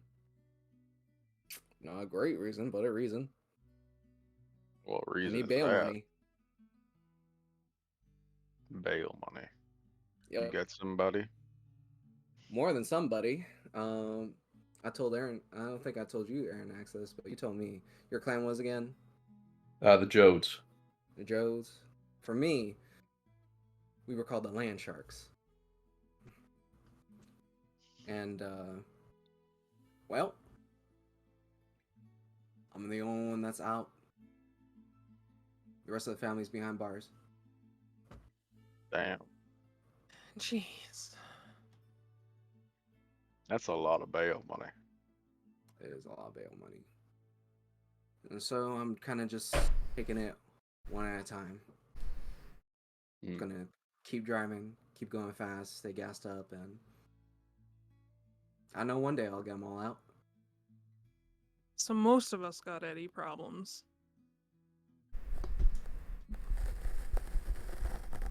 Welcome to Night Makes City. sense. Yeah.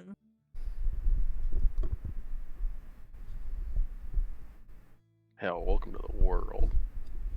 This is... If you got any problems, you're not the people in charge. And Mars will just look around the bar at everybody that's in here and just say, yeah.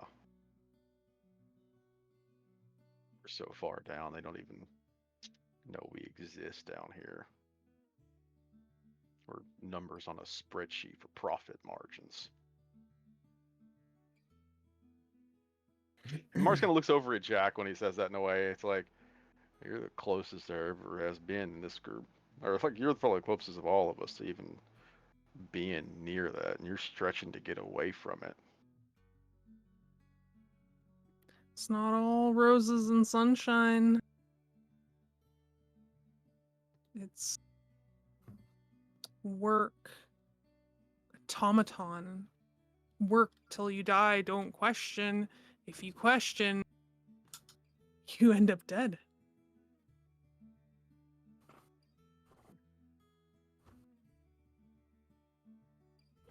I don't know.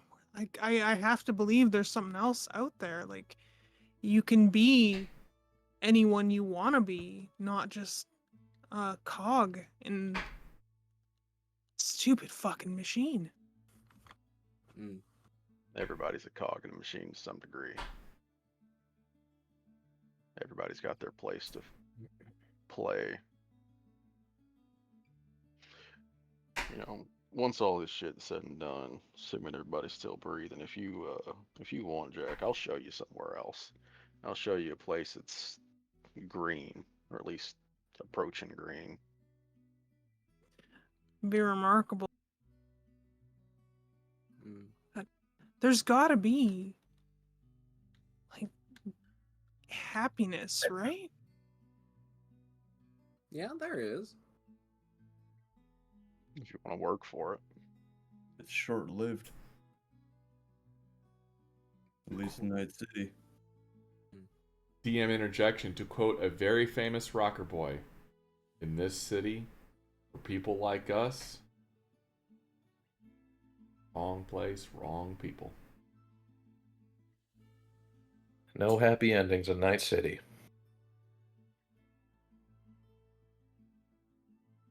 Then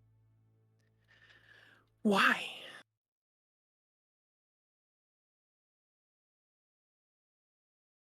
I mean, you see the jobs we're doing?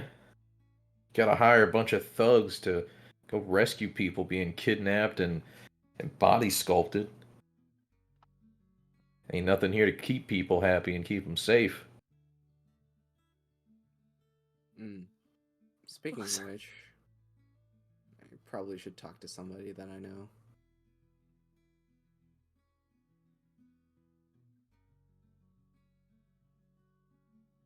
Somebody that you know about what?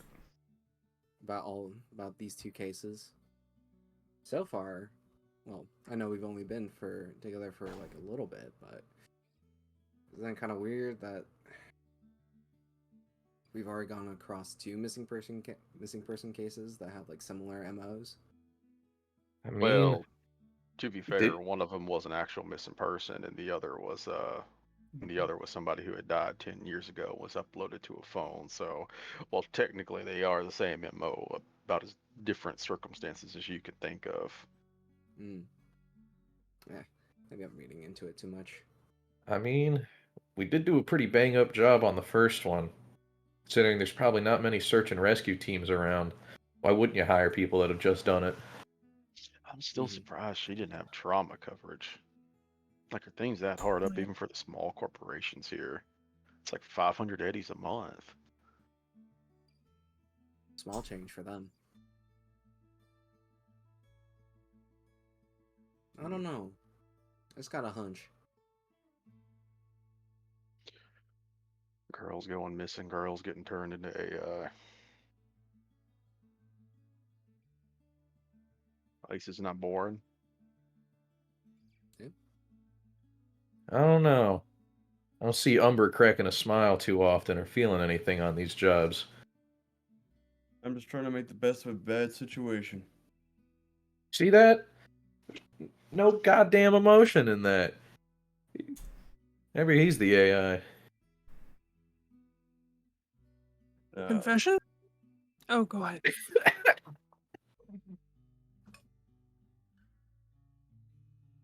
The reason I don't show a whole lot of emotion is I opened up once, growing up.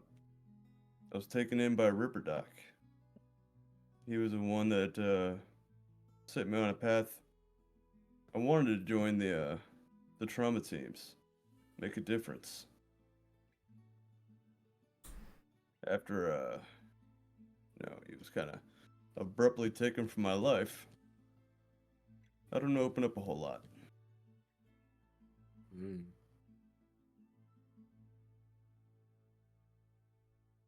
What got you here, though? Trauma team still isn't the worst gig I've heard. I stepped away from it.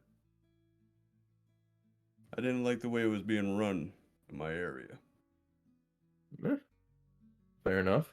And I got the call, same as the rest of you. So far, despite, the one who likes blowing bubblegum at my face. Hey, that was the one time. One's all you need, one and done. But I like this crew. I can see it's doing a lot of good here. We're in a shitty fucking city. I'll drink to that. As you are drinking to that, Jack, you get a text message. Oh, I'll bring it up on my Chiron display, cause I have It's smart Abigail. glasses. I'll answer vocally so people can understand I'm having. It's a text message. Yeah, but with my internal agent, I think I can. Yeah, well, okay, I'll just I'll think about the answer then. It says OMG. Jack, the Sinai sisters are holding a casting call looking for edge runners. I just my response to her is just a bunch of laughing. Just what are you expect us to maybe try that out or what? Hell yes! Addiswood Studios hosting casting call in Night City. You got a crew, girl? Go! Jack rolls. Your chance for eyes. stardom. Rolls their eyes a little bit and just goes, "You guys want to try out for a movie? They're casting for edge runners." A movie? Yeah, the Sinai sisters, I guess. Cool. That's a really different type of reputation. Make a streetwise check. What kind of movies are being made here? Oh, hey.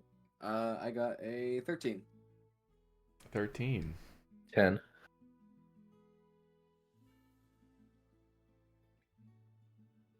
Could be stars. Could solve all of our Eddie problems. Have you seen the way I talk to people for real? The Sinai sisters are directors out of Addis Ababa, hence the term Addiswood, and is one of the entertainment centers of Africa. And movies made there are a major export to the High Rider Confederacy.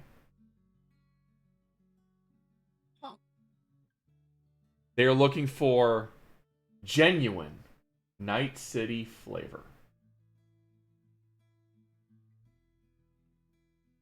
assume everyone's kind of looking this up on their own now.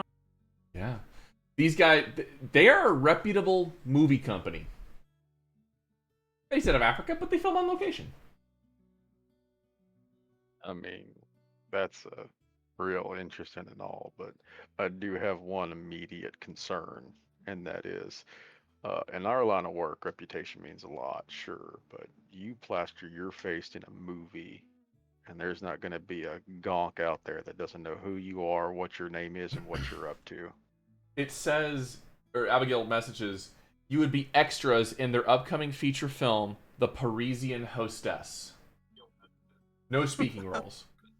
Oh, that sounds stupid. And I'll immediately, I respond to Abigail, that sounds stupid, and then I'll tell the others. Apparently it's not a speaking role, and we'd be extras. I could do that. That's an easy scratch. Or slumps a little. I guess I could buy some new clothes. I mean, I think I got to take some time to talk with our new friend a little bit, get them situated. Auditions are in 2 weeks. Yeah, we got time. Do we have time to film? I mean, this is just to each of us. Do we really want to just take a break from edge running for however long it takes to film? Presumably Gigs we're happen gonna when they get happen. paid. Allow me to get some more chrome. Yeah, so technically this is a gig. Like, a gig's a gig. The gig is called A Bucket of Popcorn Flavored Kibble, by the way. Oh, let's think on it. 2 weeks Give is it 2 away. weeks. We got drinks in front of us now. What was this Mars thing actually- called, by the way? A bucket of popcorn flavored kibble. No, the one we just did. Oh, the one we Agents just of did. Desire. Okay. First is gonna pull his agent out, and he's actually just like he's like basically got the notepad up, and he's just like making little flick notes of gotta buy this, gotta buy this, gotta buy this, gotta buy this. Don't forget rent. Over the table, if you guys wanted to, you could combine your money and you could get out of shipping containers if you wanted to. Yeah, but then you're living in like a 2-man house, and it's all I mean, squeezed. Mars can come crash with me. You know, we could buy a second mattress or a cot.